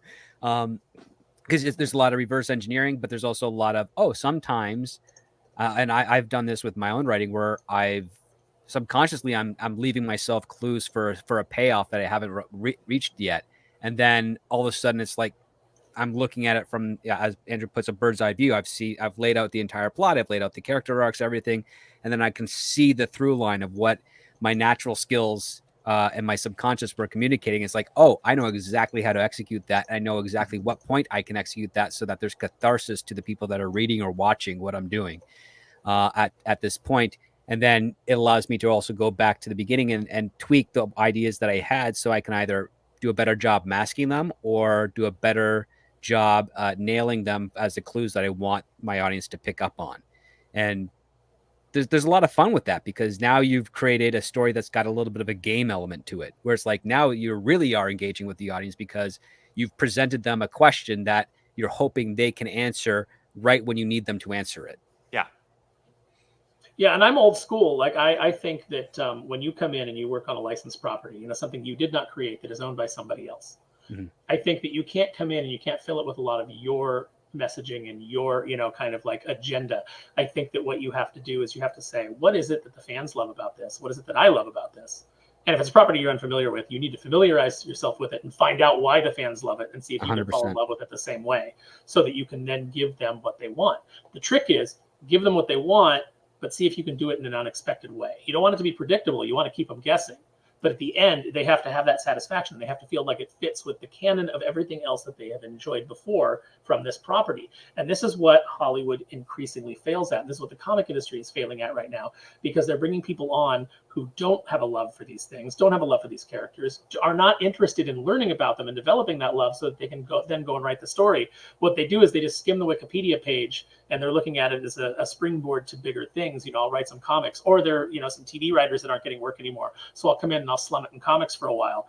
And they don't care about you and your fandom. And this is why these relationships have become adversarial, is because the fans know the deep lore. The fans are the ones that are like, they're basically like Aslan in Narnia. in Narnia, the Lion, the Witch, and the Wardrobe is, some Hollywood executives or a producer like J.J. Abrams comes in and goes, well, we're going to do this and this and this. And they're like, don't cite the deep magic to me, which I was there when it was created. It's like, that's what you're dealing with. So if you're not willing to do that, you have no business touching any of these properties. In my opinion. No, but you're absolutely right, because that was the status quo. If you were hired for the property because you knew how to write an original story well, and they're like, we need that skill set to be applied to this IP, your first duty is like, okay, if I don't know the IP, I need to at least familiarize myself enough with it so that I could actually tell an interesting story. And then I need to figure out, well, what does the core audience like? What do they not like? The best advice I ever got was, you don't write something that the audience wants. You find out what they need and you deliver on that, because because the audience actually doesn't know what they want. They know what they like. That's the absolute thing. They conflate their likes and wants. It's like, oh, I like this, so I want more of that. It's like, well, don't look at it on the surface of why you liked it that you want. Look beneath what that was. Oh, you like this character that overcame an obstacle that you didn't think that they could achieve doing. Well, that's what I have to repeat for the next story. I just have to change the obstacle, change the drive of the motivation for the character in this point, without compromising what the character's established history has been. It's just a logical step. That's what makes good writing fun. But if you were to do something, I trash on a lot of fan films because they repeat this error all the time, where it's just like, oh, I really like that lightsaber battle in a Star Wars movie, so I'm going to write a fan film that's going to feature a lightsaber battle in the Star Wars movie. But the lightsaber battle in the Star Wars movie is never about the lightsaber battle. It's about the characters interacting and why they got to this point, and that is never addressed in a fan film. And you see writers coming into Hollywood with that same superficial mentality. It's like, oh, we want to have Obi-Wan and Darth Vader in a rematch before their actual rematch in Star Wars on the Death Star. It's like you're missing the entire premise of why that fight on the Death Star was important. Then you have the fan film that's like, what, scene 63 or whatever, where they just amp up the fight between Obi-Wan and Vader. And it's like, this is ridiculous. It's cool, but it's ridiculous because that's not what it was about. It was the fact that these are two very experienced, Jedi, one on the dark side, one on the light, who know that every strike that they dish out to each other, every block that they make is a life and death one. And they're being very careful deliberately because they're in a contained space and there's expertise in that. And they're not whipping their lightsabers around indiscriminately and wasting a ton of energy because if you know anything about sword fighters, they don't waste energy, the most experienced ones. They actually let the opponent exhaust themselves so that they can go in for the kill. And when you have two with that same mentality, you have a very interesting and very high tension fight. And that sends way more information to your audience than, ooh, look at the colorful lights and the sounds and the heavy swings and all that type of stuff. It always bothered me when I see that. And it always bothers me whenever I get into a room and someone pitches an idea where it's like, well, what if we do this set piece? And my first question is, well, how do we get there? Oh, well, this happens. Right. But why is this character doing that? Oh, I haven't figured that out yet. Then why are you writing towards a set piece when you should be writing like based on what the character's motivation is? Because everything the character does, everything the character says should, from the character's point of view, get them one step closer to their overall goal. And I tell new writers all the time that a really good tool is to go watch Ryan George's pitch meeting series. Oh, yeah. Because as he breaks down all of the things that are wrong with the movie, you will start to recognize mistakes in your own work, like that you need to avoid. And one of the bits that he always does is the guy says, and then this happens. And he's like, well, why would they do that, though? And he goes, because I wrote it in the script. And he's like, yeah, but why would the characters do that? Because the movie needs to happen. Oh, okay. And it's like, I have this thing that I want to happen. So this is how I got the characters there. Instead of this thing happens, how did the characters arrive at this? How did their path bring them here? And now what do they do out of their own character in this situation? It's really backwards thinking. It's like, I understand in movies, especially these big special effects laden blockbusters that are becoming less and less blockbustery all the time. That you want to have your big pieces. You're like, well, what's our big dramatic moment? And unfortunately, typically it's like Skybeam, Faceless Army. Okay, let's just go with that again. Because they can't think of anything new because they're not writing stories from the perspective of the characters. What would the characters do? What situations does that create? When those two groups come into conflict, what comes out of that? You always have to be thinking of your writing as, because of this, and because of this, and then this happens, and because this character makes this decision based on who they are, this happens. Everything is a cause and effect. When we got the word that we were getting put on hiatus with Darkwing, we were working on issue 7 at the time, and they're like, after 8, we're going to put you on hiatus. And originally 7 was just a one and done, and then 8 was a one and done. And I told James, I said, like, let's actually try to let's just extend 7 and make it a 2-parter. We'll bring in Bushroot in a bigger role, because he just had a cameo. We'll bring him in a bigger role. We'll actually send him on the adventure, and we can have some fun with that. And once we brought him in, the ending of the story completely changed because his character altered the direction that we were going. And it actually became kind of a sad and bittersweet story because Bushroot is a very kind of like tragic and sad and bittersweet character. Yeah, he's goofy and he's funny, but also he's a lonely character that has turned himself into a plant. And there's a lot of mileage. There's a lot of tragedy that you can get out of that. That's how he was in the cartoon. And so that's what we delivered in the final issue that we did for Joe Books. And I think it's a lot of people's favorite 2-parter. I have to read it. Well, props to you. Yeah, well, Andrew, I will send you PDFs. Just let me know. Happy to read it. Now, let's read a couple messages from our audience. First up, Xavier to God says, "Fuck, Marry, Kill, The Amazing Spider-Man 2, Far From Home, and Let There Be Carnage." Again, easy mode. Marry Amazing Spider-Man 2, F Let There Be Carnage, even though that was a bad movie. I did not like that movie at all. And kill Far From Home, because that as much as I don't like Homecoming, Far From Home is demonstrably worse. It's absurd with regards to the school trip around the world, because those are rare in as in a New York school, like, you know, a Manhattan magnet. Like, they just don't do that. Yeah. But I will say, using drones and holograms for Mysterio was actually quite clever. I thought that was pretty inventive. I'm like, oh yeah, that works within this framework of the universe. You know, another tier of in-person special effects of sorts.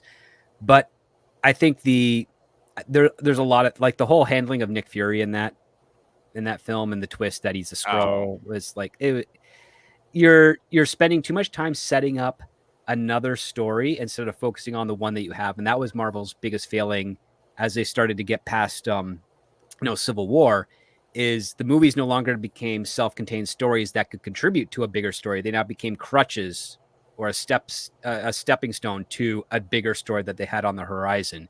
And that changes each story from being something that captures you into, now you're getting on the borderline of homework, where you need to watch this so you have context for this other film. It's like, no, that's not how movie franchises and sequels are supposed to work. They're supposed to have their own individual story, and they can be aspects or threads that are presented in a low priority field that can play up later on, but it shouldn't be diverting the attention of what the core story itself is. Yeah, I mean, I'd like to kill all three, honestly.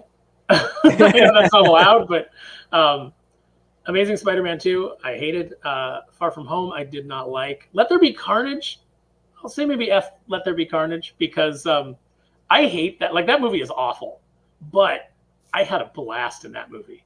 My friend Jesse Snyder and I went and saw it, and we'd had a little bit to drink, and we just were laughing hysterically. Like, people in the theater were mad at us because we were laughing like it was like the greatest comedy we'd ever seen, because everything in it was so monumentally stupid that we kept, like, Jesse's girlfriend Julie, she kept looking at us like, she was laughing, but she was looking at us like, you guys are insane. And we're like, no, you don't understand. We're just sitting here the whole time going, someone wrote this down, and then they presented it to somebody else, and that person said yes, and then it made it to the screen. How did that happen? How many people had to sign off on every decision of this stupid, stupid movie? All I can say is, welcome to Sony Pictures. Yeah. That is how they've operated for a while. I had a good time in Madam Web too, for the same reason. Same. No, I laughed at Madam Web, and I am 99% certain that the scene with the landlord asking for money was written by ChatGPT, because I literally prompted it the same parameters, and ChatGPT dished it back out almost word for word, verbatim. Oh my gosh. And it shocked me, because that writing team, they, like, Sony likes them because they deliver what Sony needs on time and at the quality that they prefer, which Doesn't Sony is pretty need a tragic. net profit? Well, the thing is that they don't spend a lot of money on their superhero franchises to their benefit. I mean, that's just why they can have a lower box office and not actually burn away their money. They're still losing tons of money on all of these, though. Morbius, this. The other part too is Tom Rothman and Sony's platform with how they do their pre-sales. They end up actually, once the movie hits the theaters, they've already paid off all their debts, even their marketing, by that point with their pre-sales. So what you're really losing is their potential profit because of the quality. So if they're going in this saying, okay, we're in the black now, it's debuting day one, if we make $50 million this weekend, we're happy, but the box office is like, oh, it's only going to be 22. And they're like, well, son of a, because they were hoping for that 50. That just seems to be the running model that they've been operating under with their Spider-Verse franchise films, like Kraven the Hunter. It's already been pre-sold to Netflix, so they're in the black, but it's going to bomb at the box office overall. But Sony's not going to care, because the only thing they're going to care about is that they didn't make as much profit as they were hoping for. But I think they're seeing the forest for the trees at this point, because they've had Venom has not done as what they were hoping.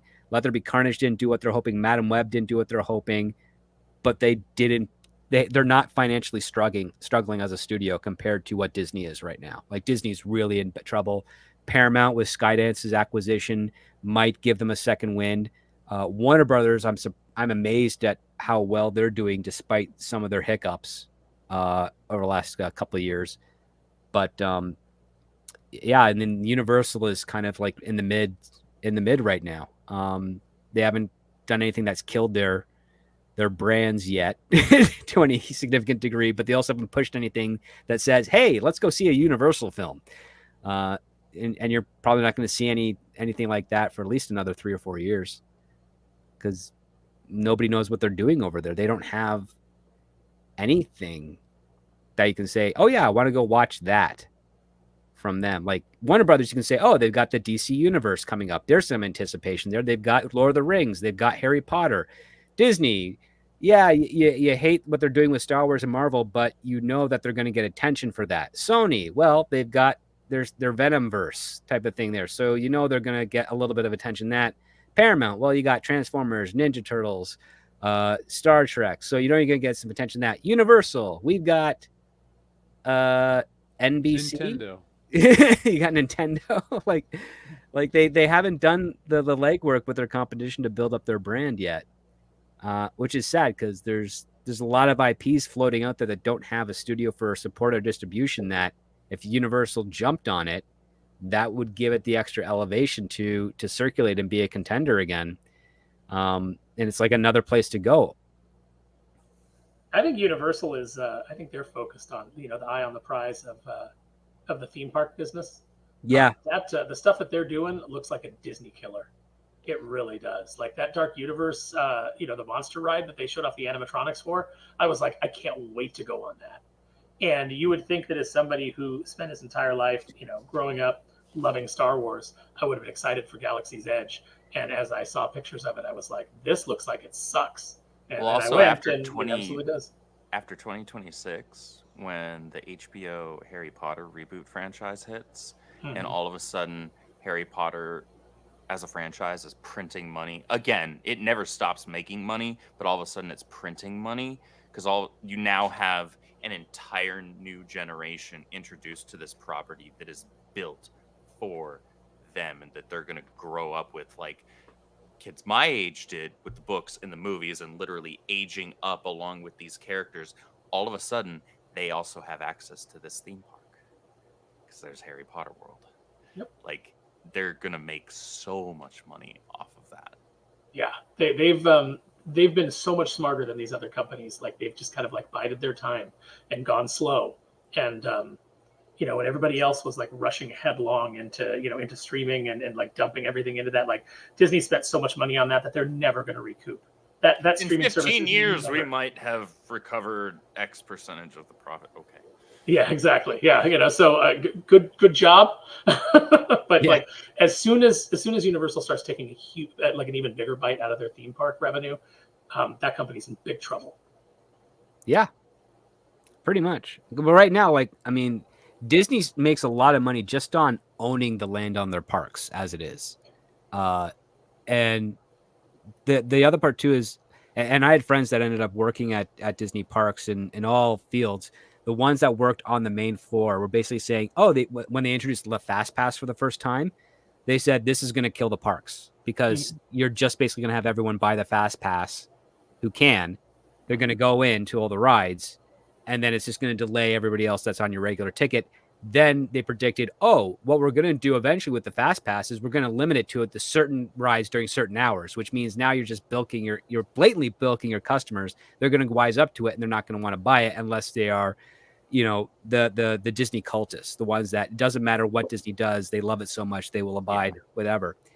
And Pixie dusters, all they've been whatever the heck doing they call 'em. every 5 years or so is just cutting that market down at least by 25% over and over and over again. And where's that 25% per 5 years going? Universal.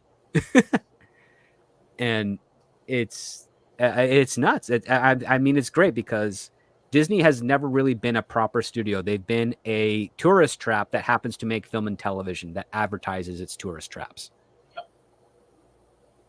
I always like the way you describe them. Yeah. It makes them sound very nefarious. Well, they always have been. I mean, Walt, he did have a heart of gold to a degree with this stuff that he was trying to do, and the stories he was adapting from, the Brothers Grimm and all other public domain stuff to share with the world. But since his passing and since Roy was, working on other aspects of Disney keeping it afloat, the entire company and their Disneyfication of their adaptations was very nefarious, because it's almost like they're patronizing their audience by saying, you're not coherent enough, you're not intelligent enough to understand what the story is in its purest form, so we're going to soften it up for you, we're going to lighten it up for you, we're going to fluffify it so that you will be happy just completely blindingly accepting this as your alternative to a babysitter for your kids. Mm-hmm. And then by the time they grow up, we've got them. And it's become true. And now you've got this breaking where they betrayed that so much so that you still have the pixie dusters, as it were, but then you have a big ass portion of their audience that are like, this is not the Disney I grew up with. This is offensive. This is horrible. This is a betrayal of all the fluffy Disneyfication that I enjoyed. This Disneyfication is way more evil than I ever would have imagined. And then they walk away, right? And like you never have Disney try and do Darkwing Duck cartoon series the way they did in the 90s. The 90s cartoon had edge to it. And it was fun. And it also had heart too. Like I mean, just Gosling, when Darkwing Duck decides to finally adopt her, and he shares that story about her grandpa, and you're like, oh my god, you're borderline on tears because it hits all the right moments, and they do that in like 2 episodes if memory serves. Yep. And you're like, yeah, that's pure, that's good, that's exactly what you want. And then if they try to do that again, well, no, they won't have the sweet story about the grandpa anymore. They won't have the story about the parents. They'll make it way more twisted. And then instead of Darkwing being a guy who's endeared with Gosling, it'll be more of a guilt trip where he's got to take her in, as opposed to doing something that is right. Because some writer will come along and think, oh, I need to add pathos to this. There's already plenty there. Like, you don't need to remake the wheel. We touched on different things, that were done in the show. One thing that like pissed off a very small vocal of, I think that they're like super like autistic fans. So like any kind of like variation on anything, they kind of like freak out. But they've come after me a couple of times online because they don't like the fact that we made Quackerjack darker and that we kind of like kept him away from Megavolt during our series because a lot of them are like, they wanted me to ship the two of them. They wanted them to be a gay couple. And it's like, they weren't that on the show, so I'm not doing it in the comic. Right. I'm going to respect what it was on the show. And so what we did with Quackerjack, and this is the thing that kind of like makes me laugh when they're like all mad at us about it, is we went with what Tad told us about the creation of Quackerjack. When he created Quackerjack, he intended him to be darker and more like the Joker. Mm-hmm. And so when we did our series, we wanted to honor what Tad had originally intended. Now, what happened on the show was Michael Bell came in and he did the voice, and he gave it like such a fun kind of like, goofiness that the writers started writing in that direction and made Quackerjack more goofy. But I can tell you from Michael Bell reading from the Definitively Dangerous edition at a comic panel that we did, he looked at the page and he realized what we were doing with the character. And so he started out with Quackerjack in that very kind of like, goofy voice. And then when you hit the dark part where you realize that Quackerjack has kind of gone off the deep end, he dropped it like 2 octaves. He like got deeper and he got a little bit slower. And he just by glancing at the page, he knew what to do. And it was like chills because it was like, yeah, he could have easily done this version that Tad intended. Now, it wasn't always our intention to keep Quackerjack that way, but we were building to a story that was going to tell you why like Quackerjack was that way. And, the idea was that depending on which he kind of like splintered in his mind to the point that depending on whatever banana brain he had as his little sidekick influenced what personality traits he had. So when he has Mecha Mr. Banana Brain, he's darker. He's more like the Joker. And when he has the old banana brain, he's his old self. He's his old goofy self. So, we were playing around with that. And if we would have got to it, I think people really would have appreciated it because it really would have been an interesting psychological story, even though by our second series, they were nerfing a lot of the things that we wanted to do. We couldn't do all the Easter eggs anymore, like the show had, and that we were so famous for in the original book. There were just certain rules that they had now that you couldn't do. You couldn't make a lot of pop culture references that were outside of Disney, and even the Disney ones they were nervous about. So, it's just a changed culture over there, and it's to their detriment. That is. I do like how you incorporate the sidekick thing, because that's very much the angel and devil on the shoulder of the character. Like Mhm. that's the trope. You just did it in a far more interesting method to it that works with the character itself and gives you freedom to, oh, we can vacillate between the goofy and the dark. That works.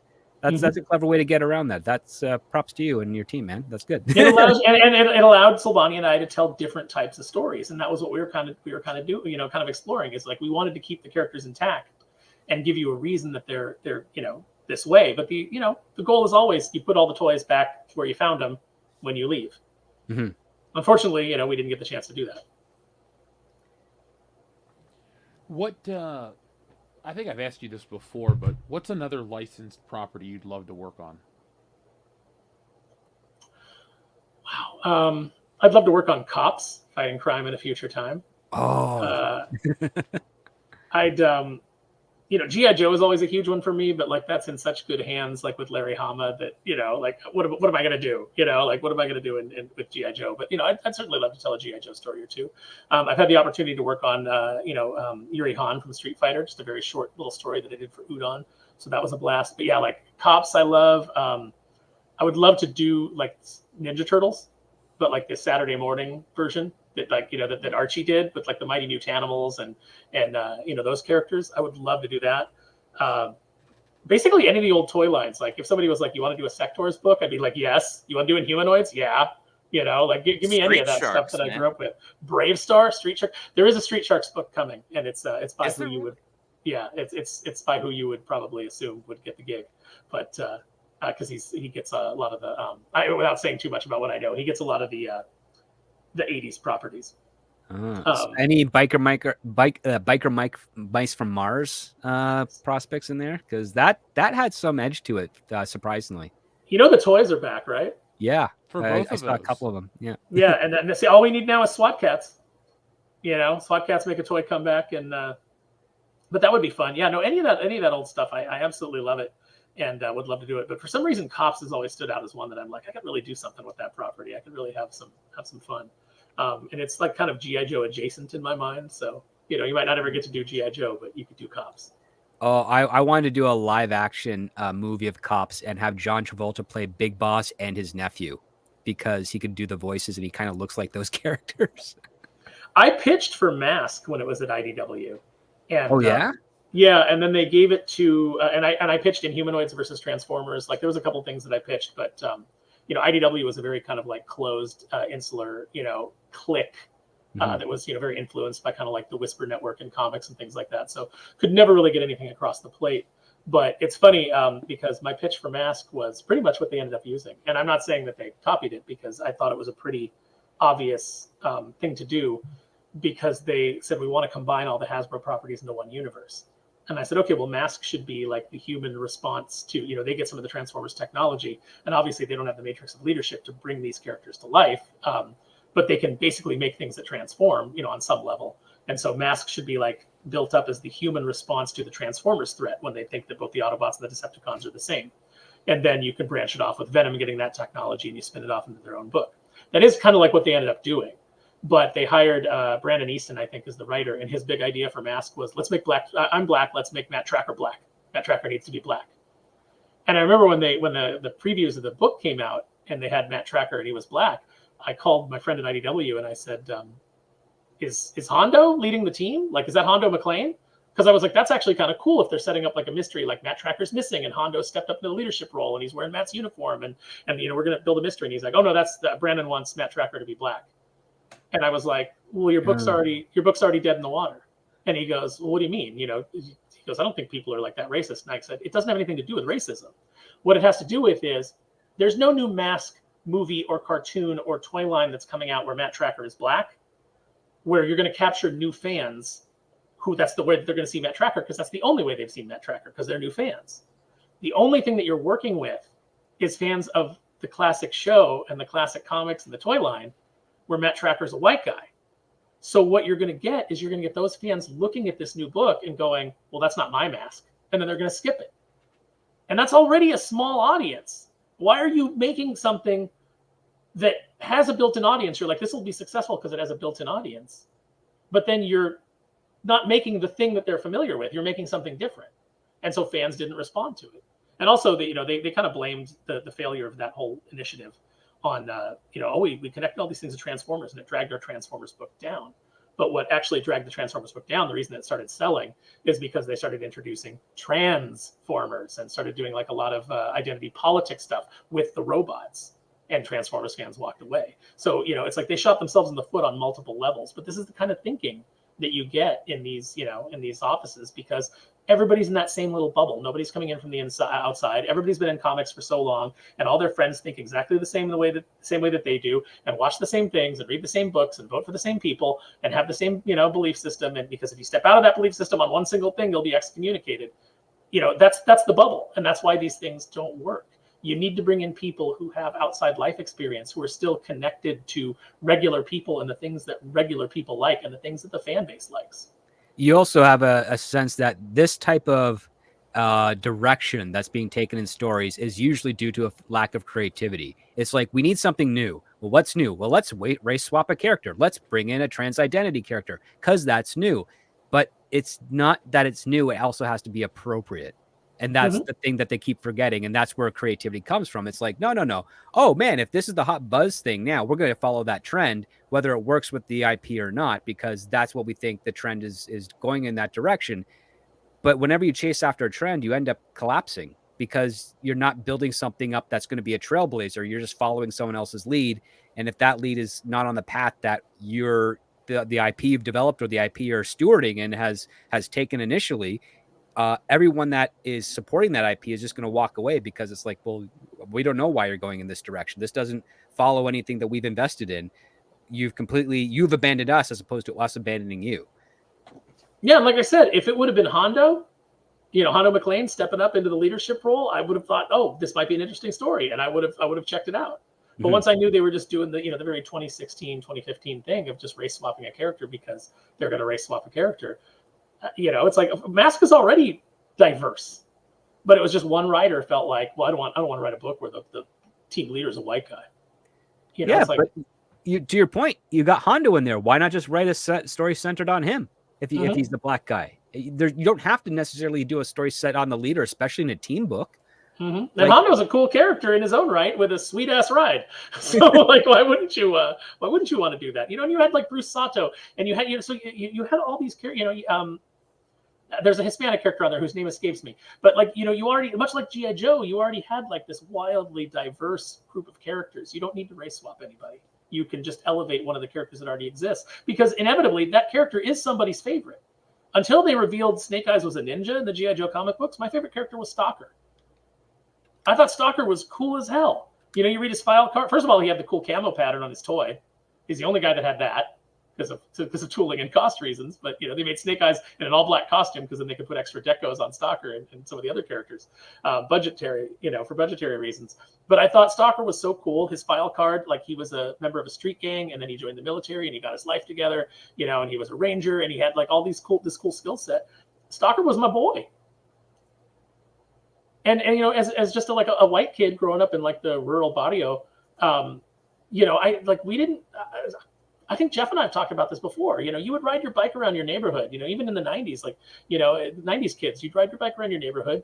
You'd come across some kids. It didn't matter what ethnic background they were from. If they were in a Star Wars shirt, you were like, "You like Star Wars? I like Star Wars," and then you were best friends. Yeah, and that's the way it used to be. You didn't have all this division. It used to be exciting. I mean, it brought people together. I know wrestling isn't something that this audience loves, but I've made a ton of friends through it. It's that shared community that you get from this stuff that really makes it stick around forever for you. And that used to be what Comic-Cons felt like. Like when you would go to a Comic-Con, you were like, I'm here with my people. And now Comic-Cons have this because of the way that the comic industry has become so divided. And because, there's so many little cliques and because all these activists came in and started, declaring who can be talked to and who can't be talked to and who must be shunned, comic conventions don't feel the same anymore. With the fans, they do, because the fans are still great. But amongst the professionals, there's not that camaraderie anymore. That's sad. That's why I come here. I come here for that camaraderie now. That camaraderie is on YouTube. Yeah, we have a lot of fun stuff going on in our sphere. it's exciting that so many people want to get into the creative element of it too, because we're past the stage of talking about what's bad. It's making what, we believe in. And it's exciting. I mean, 5 years ago we weren't all here. Now, we're on multiple books, multiple projects, and this is kind of a place where people can find the next big things in this medium. So spread the word, folks, because it is fun. It is that place. You do find your people. Aaron, half the stuff you talk about, I don't cut in every time, but I go, yep, I can relate. Like most of the stuff we're talking about, it just, you don't find it anymore. Especially, you don't get to geek out anymore. That's what I'm getting at. And I think that's why why we do what we do. It's what Andrew's doing over at Rippaverse. It's what you're doing with Wokebusters and with Stealing Solo. It's what I'm doing with Kneel Before Doomface. It's like I want to create stuff that people can enjoy again. It's like I'm not here to and we've got some great covers lined up for the campaign, and you do multiple covers because that's the game. But what I'm really invested in is I want people to read this story. I want people to read it, and I want them to enjoy it, and I want them to get invested in the characters and say, where's this going? What happens next? That's the most exciting thing for me is, for people to see the beautiful artwork that Renzo's doing. And like, dude, I don't know if I've ever, I think I have, but I freaking love your art. It's just, it's got this like clean, crisp quality that I love in artwork. And then like Renzo kind of has the same thing. It's, I've always been attracted to like Art Adams and those guys that just have like a really clean style. Not to say I don't enjoy a good gritty style once in a while. I do, but yeah, it's like it's so appealing, and Wokebusters looks so good. I can't wait. I'm happy that you're like about to fulfill it, because I feel like this is such a triumph for you. You've been talking about it for so long and working on it for so long, and now it's almost out there in the world. Yeah, and you get it, but the journey to get here has been crazy, and I'm glad you picked up on the clean line stuff, because my favorite's John Romita Sr., and I love the classic Marvel inkers. And it's funny too, everyone that's worked on Wokebusters with me, they talk about the panel layout, and they're like, this feels like a classic Marvel book. I'm like, well, that's why the credits are classic Marvel, because I like older comics. That's my thing. I enjoy the newer stuff, but I am not, even though I'm a child of Image Comics, I'm not like an acolyte of them, meaning I think Jim Lee's awesome, and I respect all those guys, but my favorite stuff comes from the past, and that's what inspires me and influences me. And that cleanliness, it just, I don't know, man. That's like, in my mind, that's what a comic book looks like. It takes something realistic and it kind of distills it down to an illustrated form.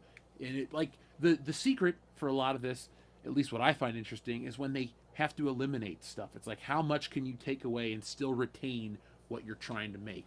I find that interesting. Mm-hmm. And I want to see more classic style art. I like, the hyper rendering. That's fine.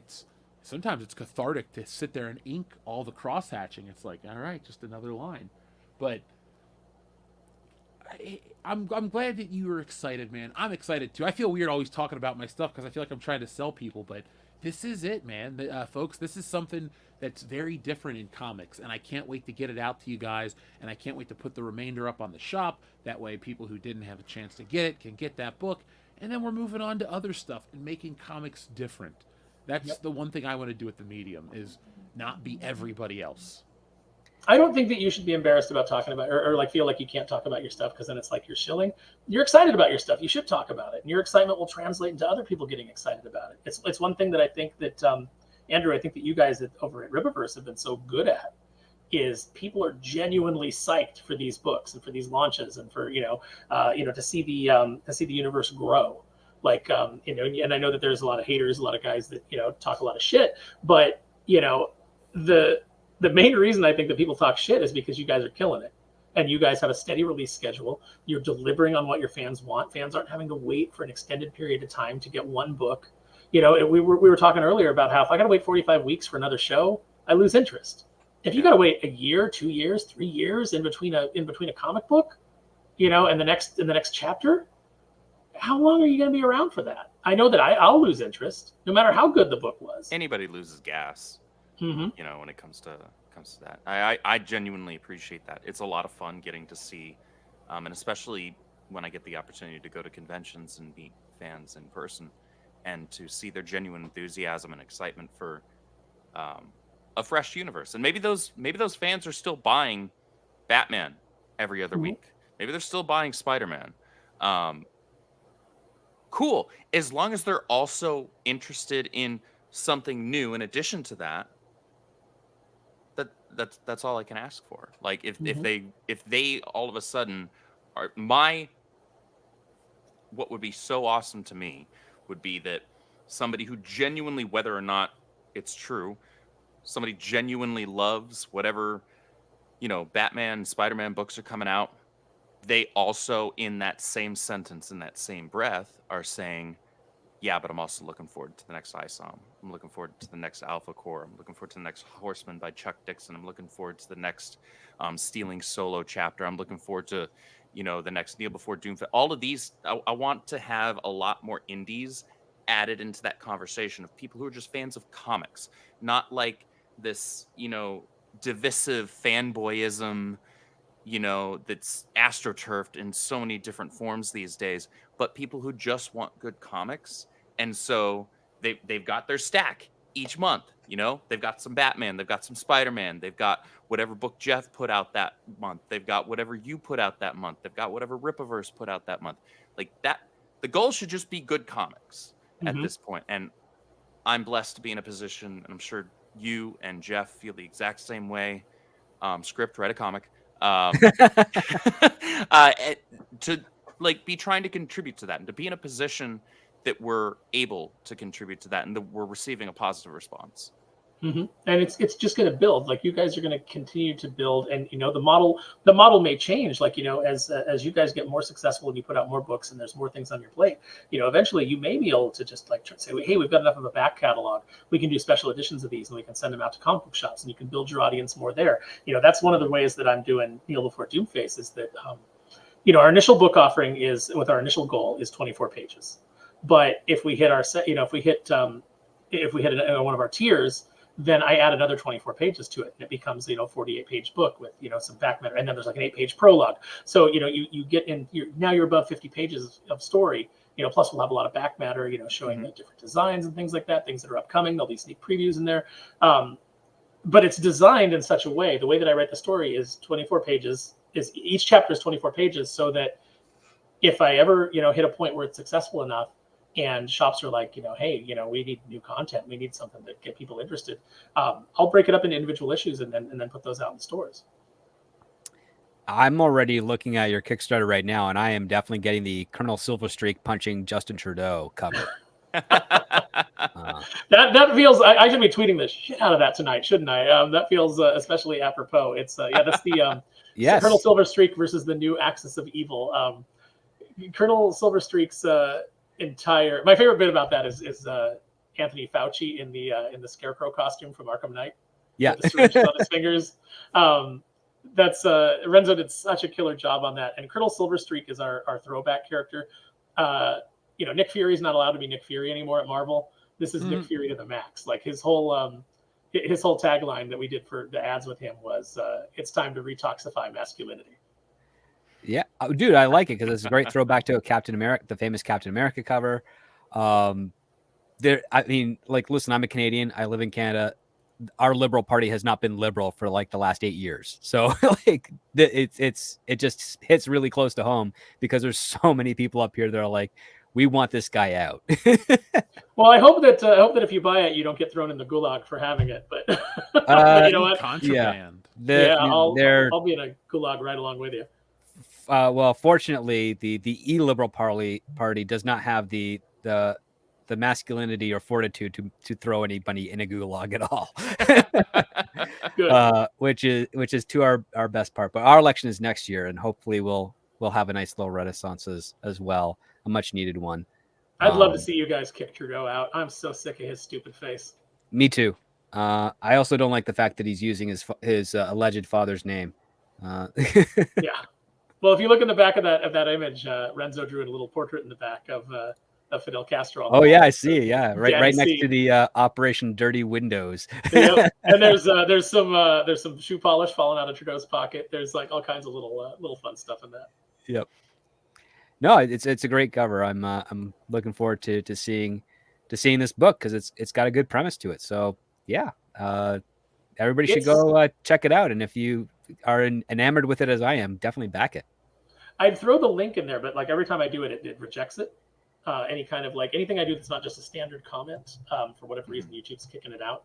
I sometimes have this problem on the aficionados too, like where like YouTube will be like, no, we're not going to post that, and I'm like, there's nothing offensive in here, but it's I think that it's for me, it's the thing that I've done that I'm the most excited about.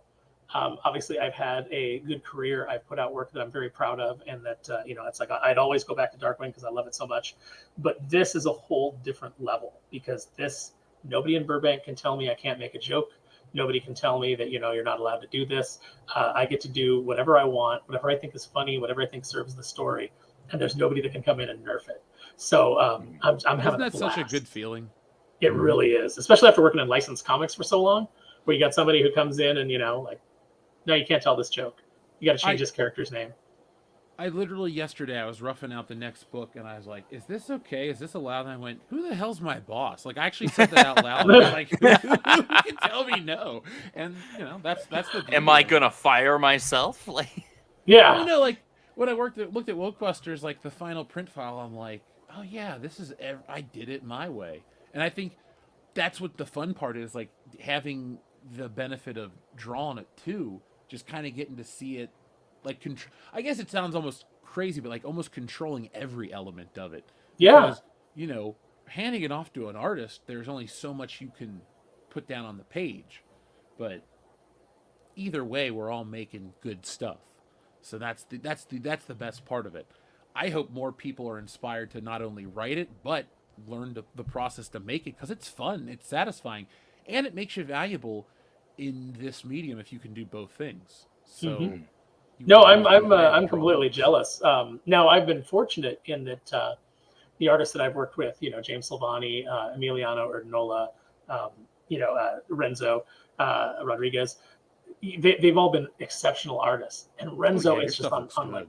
Yeah, he's just on such another level. Like I've actually told him before, you don't have to draw every single background. Like there's going to be word balloons. So like just your art's going to get covered up. You don't have to put that much effort in. And he's like, no, I just love doing it. I'm having such a good time.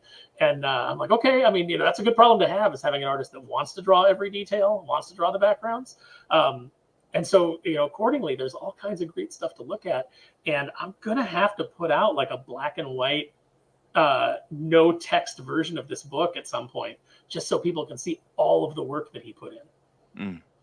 It's why we didn't, like every page that's up there is not like there's only a couple pages that have dialogue to give you a sense of the humor of the book, and the tone that a lot of it will be going for. But like we wanted to put up just the full pages so that you could see just all of the detail that Renzo's putting in and that Oscar's going in and coloring him. I've just found a really spectacular team. So it's just like everything came together, just perfectly. I couldn't ask for more. That's awesome. It's such a satisfying thing to see it when it's done. Oh, I'm happy for everybody that like when you get to that final stage. And Aaron, I'm excited to see, basically to read it and just like pitch our hypothetical universe where, where when Doomface and everyone's in Portland, you'll see the Wokebusters logo or something. So yeah, no, I would love to. I'd love to. Like, I could definitely see throwing some little Easter eggs in there. I just need to get Renzo on it. But the modern day stuff. Actually, James Silvani has a story with his friend Joe that they presented to me years ago, and they've never done anything with it. And I told him, I said, it's set like in the 50s, and I was like, you could do this in the Kneel Before Doomface universe. This could work. Like if Doomface is successful, and I hope that it is, you could do that as like a spin-off or like a connected thing, and kind of like piggyback on that success because it totally fits. And I think if we ever come up with an idea like we could totally do a Wokebusters crossover, I'd be game. I love the idea of doing that. That sounds amazing. I do too. It would just be so much fun. We need to bring, what we could be is we could be the first independent crossover in this sphere because, people have their own universes and people have their own books and series, but, we'd be like, oh shit, they're crossing over. So that'd be cool. Two different publishers. We're crossing over. We're not all under the same umbrella. We're separate, but hey, here's this crossover. God, that would be fun. Oh my God, that'd be fun. We'll make stuff happen in the future. That's the best. Comics being fun. Can you imagine? I can, and they're fun to make too. Like, folks. I think it's the best. I mean, I think it's the best job in the world. Otherwise, I wouldn't have sacrificed so much to do so. Same. I found a box of old art and some stuff that I had like been working on. I was like, yeah, I really did do the like. I mean, everybody has that one thing that they want to achieve or the one thing they want to do, and this was the one for me. And I'm glad I actually saw it through because, God, I mean, we can all say this, but how many things have you started and never finished, or how many things have you given up on where you're like, it wasn't that important to me, or it wasn't that big a deal. This one was for me that, and you know, I enjoy it. You're right, though. It is a satisfying thing. It's not work. You know, oh, you're staying up till 3 a.m. to rough out stuff. All right, no big deal. Oh, you're up till 5 the next day to draw stuff. Cool, no problem. Like, it's awesome. It is literally the most fun I can have. I'm lucky that something I love to do pays the bills. I'll call up friends of mine and be like, "Look, can I read you? Can I just read you these pages that I just wrote? You can give me your feedback on it, you know, and then I'll like act it out and everything over the phone for them." It's just like you just get so like it's so great when you feel like that excitement. You're like, man, I'm really making something here that I think people are gonna like, and I think that it's gonna entertain people, and that's the best feeling, Jeff. I don't know if you've had this experience yet, but you will. Is you'll be at a show or something, and someone who's read your work will come up, and they'll not only appreciate it, but they'll tell you, this book got me through like a really hard time in my life. Like I was going through some stuff, and this book was like the only joy that I had. And, you know, the idea that like something that you did, that you created, like kept somebody going, you know, when they didn't like feel like they had any other reason to go on, there's no feeling like that in the world. And I think that's why, you know, creating these things and making art is so important. And I think that so many of the people in the industry have lost the fact that this is art and that's what we should be making. It is. Sometimes I feel too pretentious to talk about it from the art standpoint because I feel like people are like, oh, I don't care about it from that way. It's just a comic book. But, you know, every element is important and goes into the art. And that's why it's interesting, too, to see, like, in the sphere of comics, just how artistic books go. Like, you can have very technical and beautiful books, and then there's some that are technical and cold. And sometimes there are these ones that just kind of, I don't know, crack that code. Folks, that's a roundabout way of saying check out all the independent books we talk about here. Because comics aren't that expensive to where you can only afford one. I get that the stuff I do is a bigger graphic novel with a higher ticket price, but I give you all your value in pages. You don't just get like 10 pages of story. But read everybody's stuff. I mean, seriously, because you like the medium, you like the artwork, you'll like what we're doing, and you'll help get this out there. And then, I don't know, in 10 years, people be having podcasts about which adaptation from the independent sphere was the best. Did they like the Stealing Solo movie, or was it the ISOM movie that, you know, really swept the Oscars? Like, you know, that's the conversation we'll have in the future. But you guys can help us have it a lot sooner by checking out all that we do here and all the stuff that we bring here on the channel. Because at the end of the day, folks, we want to entertain you 24/7, 365, well, even leap year sometimes. So, yes, make comics fun again in the chat. I'm seeing that. I'm loving that. Let's check in with the audience again. I didn't answer the fuck, marry, kill. I'm going to kill the Amazing Spider-Man 2. I'm sorry, Andrew. Oh, shocker. No, Electro. He's got to go. But I don't want to marry Far From Home or fuck Let There Be Carnage because I hate all these movies too. Shrubbles08 has a button request right here. I'll take a Joe Rogan and a Dookie, please. No problem. Here is the first one, right? Wait, that's not the Joe Rogan high one. Imagine if you gave a white supremacist 5 MEO DMT, and then as the first one, as they're exhaling, yeah.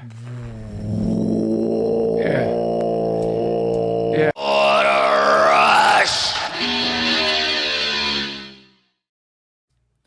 Also, Shrubbles08 requested this one. What's that smell?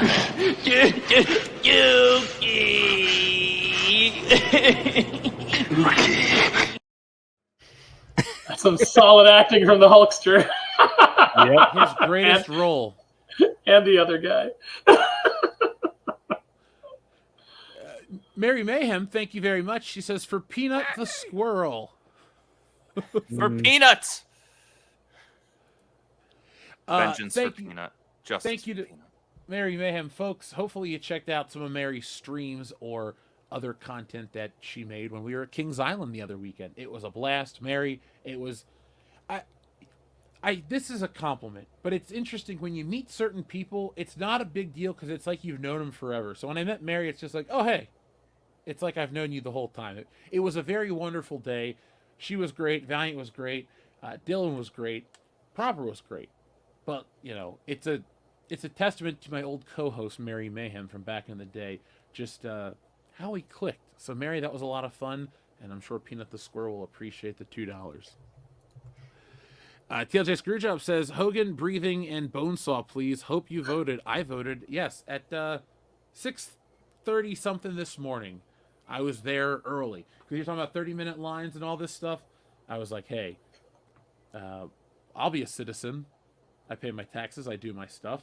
So I did early. And then I went to Bob Evans. And then I went and filmed you guys a brand new Ollie's video. So I used my election day to make toy content. Yeah, I voted on Saturday. And then Doc messaged me and let me know that the Squadron Supreme 2-pack that I told him that'll eventually be at Ollie's. So grab that for me when you see it. That he found it, so I was pretty excited.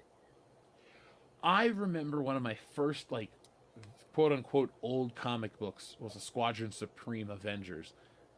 You know how when you're a kid you'll get a lot, literally a lot, not meaning many, but an actual lot, LOT, of books, and they'll have one or two vintage books and you're like, oh man, I hit gold. I thought because it was old, I thought Squadron Supreme was such a big deal, and then I get older and read more, I'm like, no, they weren't. You just had an old comic book. So that's my relation to the characters on a random aside. TLJ Screwjob, I will press your buttons for you. Right. Wait, where are they at? Oh, yeah, they are in this one. So here's your first one now.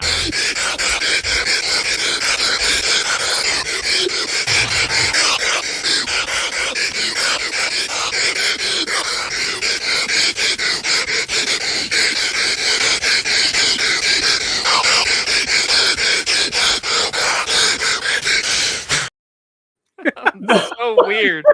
It's the weirdest one, honestly. It really is. Oh man.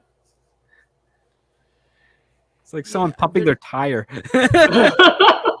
There's a Macho Man one. I should make that for next week's show. Folks, if you want that, press 1 in the chat. So for being a slow night intentionally, knowing this was going to be light because of the election, you guys have been having some fun with us tonight. Thank you guys for all of that. Here is your next button that you requested right now.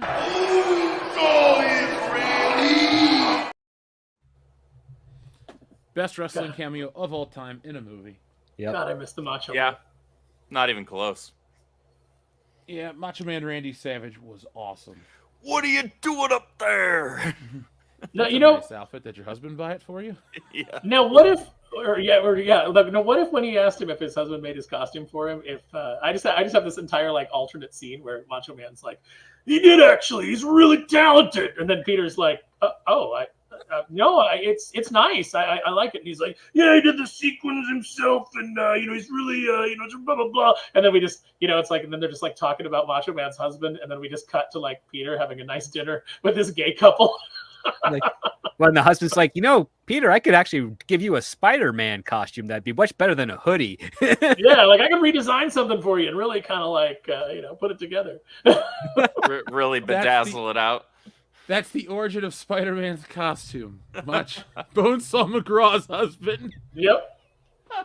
That's the canon now. I'm telling you, they missed an opportunity there. I love that scene. I love that movie. It's fantastic. Wonderful. It's so much fun. Those first two were so much fun.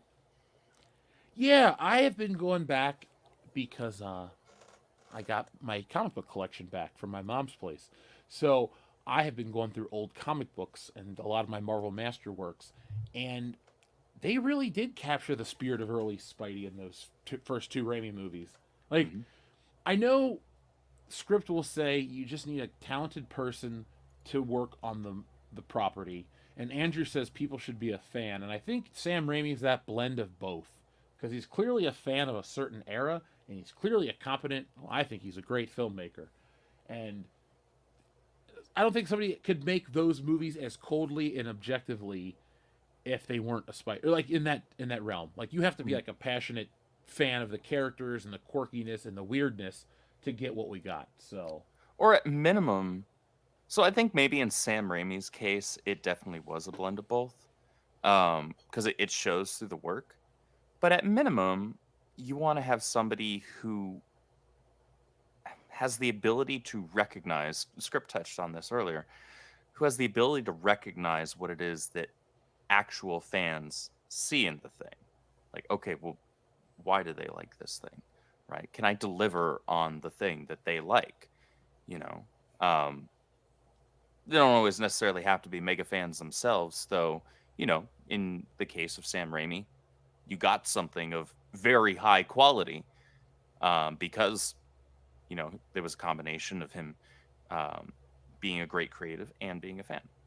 But you can still make a good product if you aren't a pre-existing mega fan, but you are a legitimate talent as a creative, and then you do the work. Oh yeah. Like I was just hired by a producer who is adapting a novel series that I had never heard of before, but it's in a genre that I've written before, that I'm a fan of as a genre because I started writing it. And that's how I got the job. So I ordered all those books, which have now been just comped to me recently. And it's like 30 books coming in.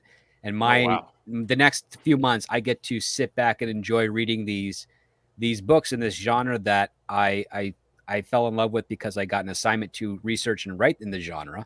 And now I'm getting exposed to this brand new IP, which has been around for like longer than I've been alive, that I just didn't hear of because it's just was outside of my purview. And I'm loving just getting into these stories. I got this fresh eye take to it, but I'm going to become a fan of this series eventually, especially if they don't drop the ball and towards the end of the series, which I've been assured by the producer they don't. The original writer doesn't.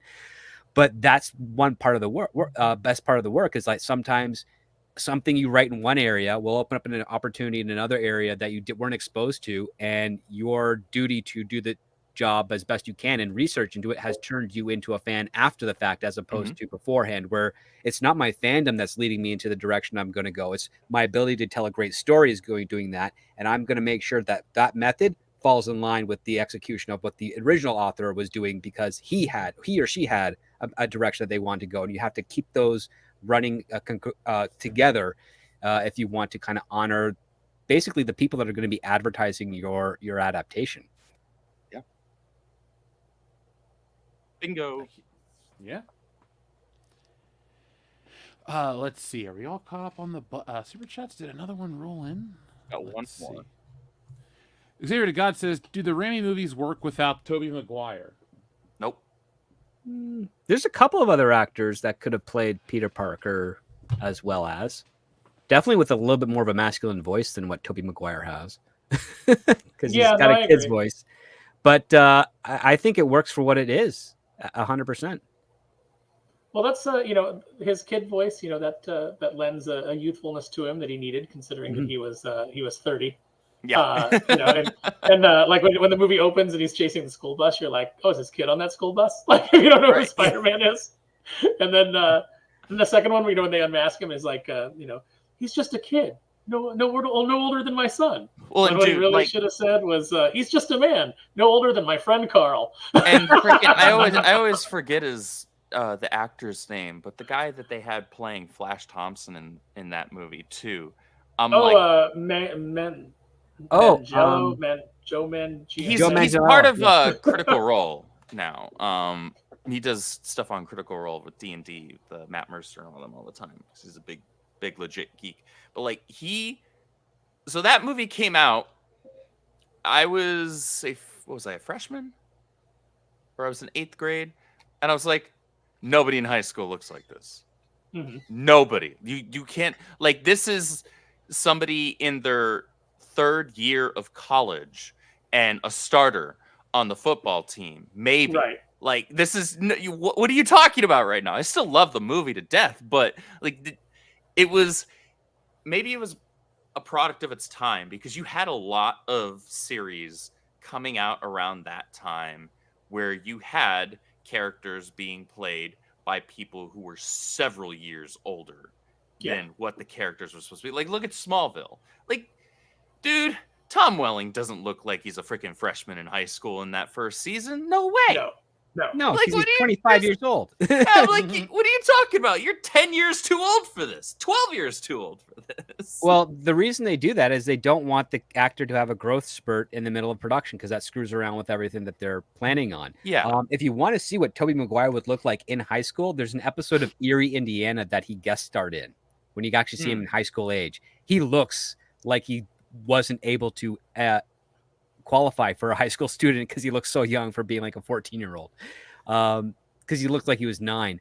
But he just had those youthful genetics. But yeah, like to your point, yeah, the guy that Joe Manganiello, I thought he would have made a better Eddie Brock because of his size and girth and talent than Flash Thompson. But I mean, I will say this: they did at least a good job giving us just enough of Flash Thompson to relate to Peter, and knowing that you can't really run with that character in a movie series because it would detract from the main plot of Peter's own arc and goal.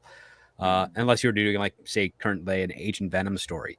But I mean, I think it worked well. It's like he's the high school bully that helps trigger Peter Parker's awareness of his new powers. He's certainly a lot better than the Flash Thompson we got in the MCU version.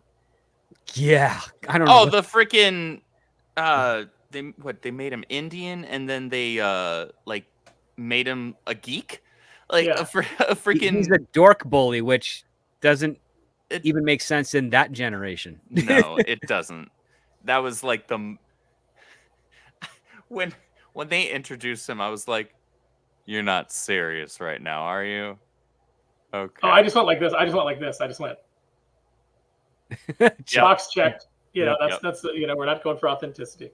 Guys, this has been a lot of fun. I've got to go get some food. I have not eaten. I just realized because I started to like feel my blood sugar drop. So I've got to go get something. But thanks for hanging out and distracting me from like obsessively watching the election. Now, welcome, real quick before you go, where can we find Kneel Before Doomface?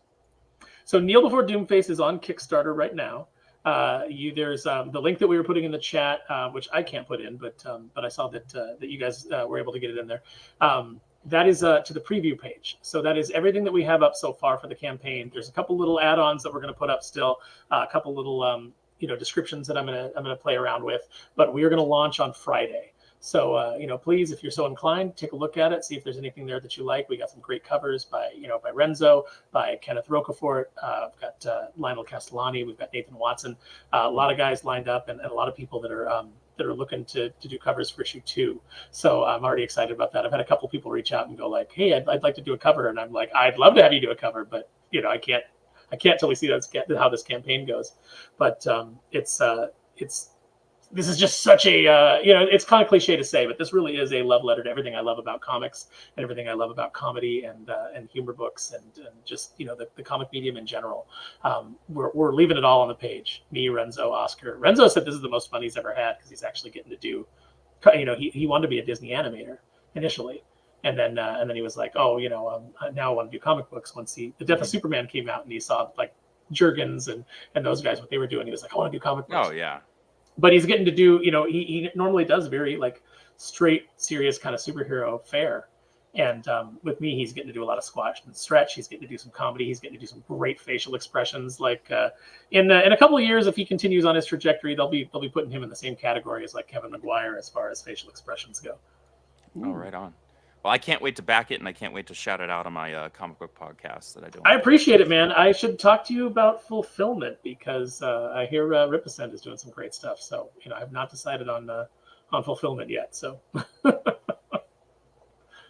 see what we can talk about. Thank you so much, guys. Thank you, chat. Absolutely. Thanks for hanging out with us, keeping us sane today. See you, man. All right, later, brothers. Take it easy, sir. Great talking with you.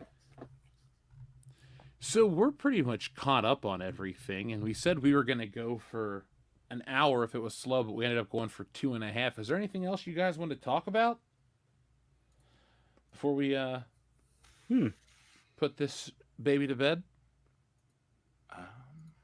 Me personally, no. I would like. Okay, so I would like for people to, now that Aaron's gone, check out his campaign when it launches on Kickstarter on Friday. Please be sure to do that. Indie guys, small guys like all of us here, like it, we live and breathe and function solely off of the support of the fans. So your enthusiasm and your support is the only way, you know, guys like Aaron can do what they want to do and live their dream and have artists like he has attached to his project. They're getting to do what they want to do. So please consider supporting that when it drops Friday. Check out Achromatic Chronicles Green on ripascend.com right now. There aren't enough indie comics that are geared towards a younger audience. A lot of them are mostly for your mid-30s and up, guys like us who grew up with comic books, and a lot of them are very mature. But a lot of guys our age at this point do have younger readers in our homes. And so it's good to have appropriate content for them. So check that out. And obviously check out Horseman and Bloodruth on ripaverse.com right now. Those are not for children at all. If you have a smart kid, they'll like Wokebusters. I mean, if they'll get all the references, I'll send them a sticker. Yeah, I'd be very surprised. There's gonna be a scavenger hunt, folks, that I'll post on Twitter, and you can look for all specific Easter eggs, and the first person to find them will win something. So we're gonna have I'm some probably more fun. automatically disqualified. I would get accused of shenanigans because I'm your I co-host. mean this in the nicest way. You wouldn't get them because you don't watch enough movies. Oh, Probably true. You got to remember, like That's probably I wanna true. There are a lot of stress this. movies I have not watched. Yeah, here's the thing about the books, folks, that I make. Just because the faces look like the guys and I from the show, because these are jokes from the podcast, they're not us. And it's not, there's no jokes from the podcast. It's not, oh man, there's a horse joke or this or that. Sorry, I write it like it's for everybody. So the wide appeal that Stealing Solo has is in Wokebusters as well. So like, yeah, it's never a, oh, I know Jeff, because my books aren't really insular type of thing. Mm-hmm. They're more, they're for all wide audiences. But somebody in the chat was asking, is it going to be in the mail soon? Yes, it is. As soon as I get it, we'll be processing it and shipping it out to you guys. For some that I have to sign, those will take a little longer because I have to sign the books. But other than that, the stage of waiting is pretty much over. We're almost there. We're in the final stretch. I just got to get the books back myself and then ship them off to you. But as you know, folks, things had been slow over the last week or so. Had some stuff I had to take care of here at home, but now things are starting to roll again. So check out My Life in Toys. Make sure you're watching our Ollie's toy video that drops this week, and catch us earlier for some streams where we're not streaming close to midnight. I've been up since like 5, so yeah, You're I'm probably about ready to crash. yeah. Yeah, I'm like, I want to draw, but I'm gonna go to bed instead. I'll wake up and there will be a new president in the morning. Right? So Yeah, Well, that's true. in January, you know what I mean. Yeah, I know what you mean. Well, They'll new have president-elect. called it. Yeah. Yeah, And then- or I could wake up to, like, I don't know, bedlam, insanity. It might be both. It might Aliens listen. would It invade. will probably be both to some degree or another. Not to be a wet blanket, but one of the nominees is also going to be certifying the election in the Senate because they're the president of the Senate. So if shenanigans are going to happen, it's going to be then. Mm-hmm. And I hope they don't. mean, yeah, I just want what's best for, us. Yeah, So, come me on. too. Yeah, I'm not going to fall down the rabbit hole of starting to talk about this thing because we said election night alternative. So there you go. That was your one little bit of election talk, ladies and gentlemen. Yes, we'll wake up and then it'll be over. Yep. That's as Yep. deep as we got. So, anything else you guys want to say, or are we good to go? I'm good to go. All I'm right, good to so zip it up. All right, folks, from all of us here, thank you for watching. Until next time, be smart, be safe, be cool, but always be excellent to each other.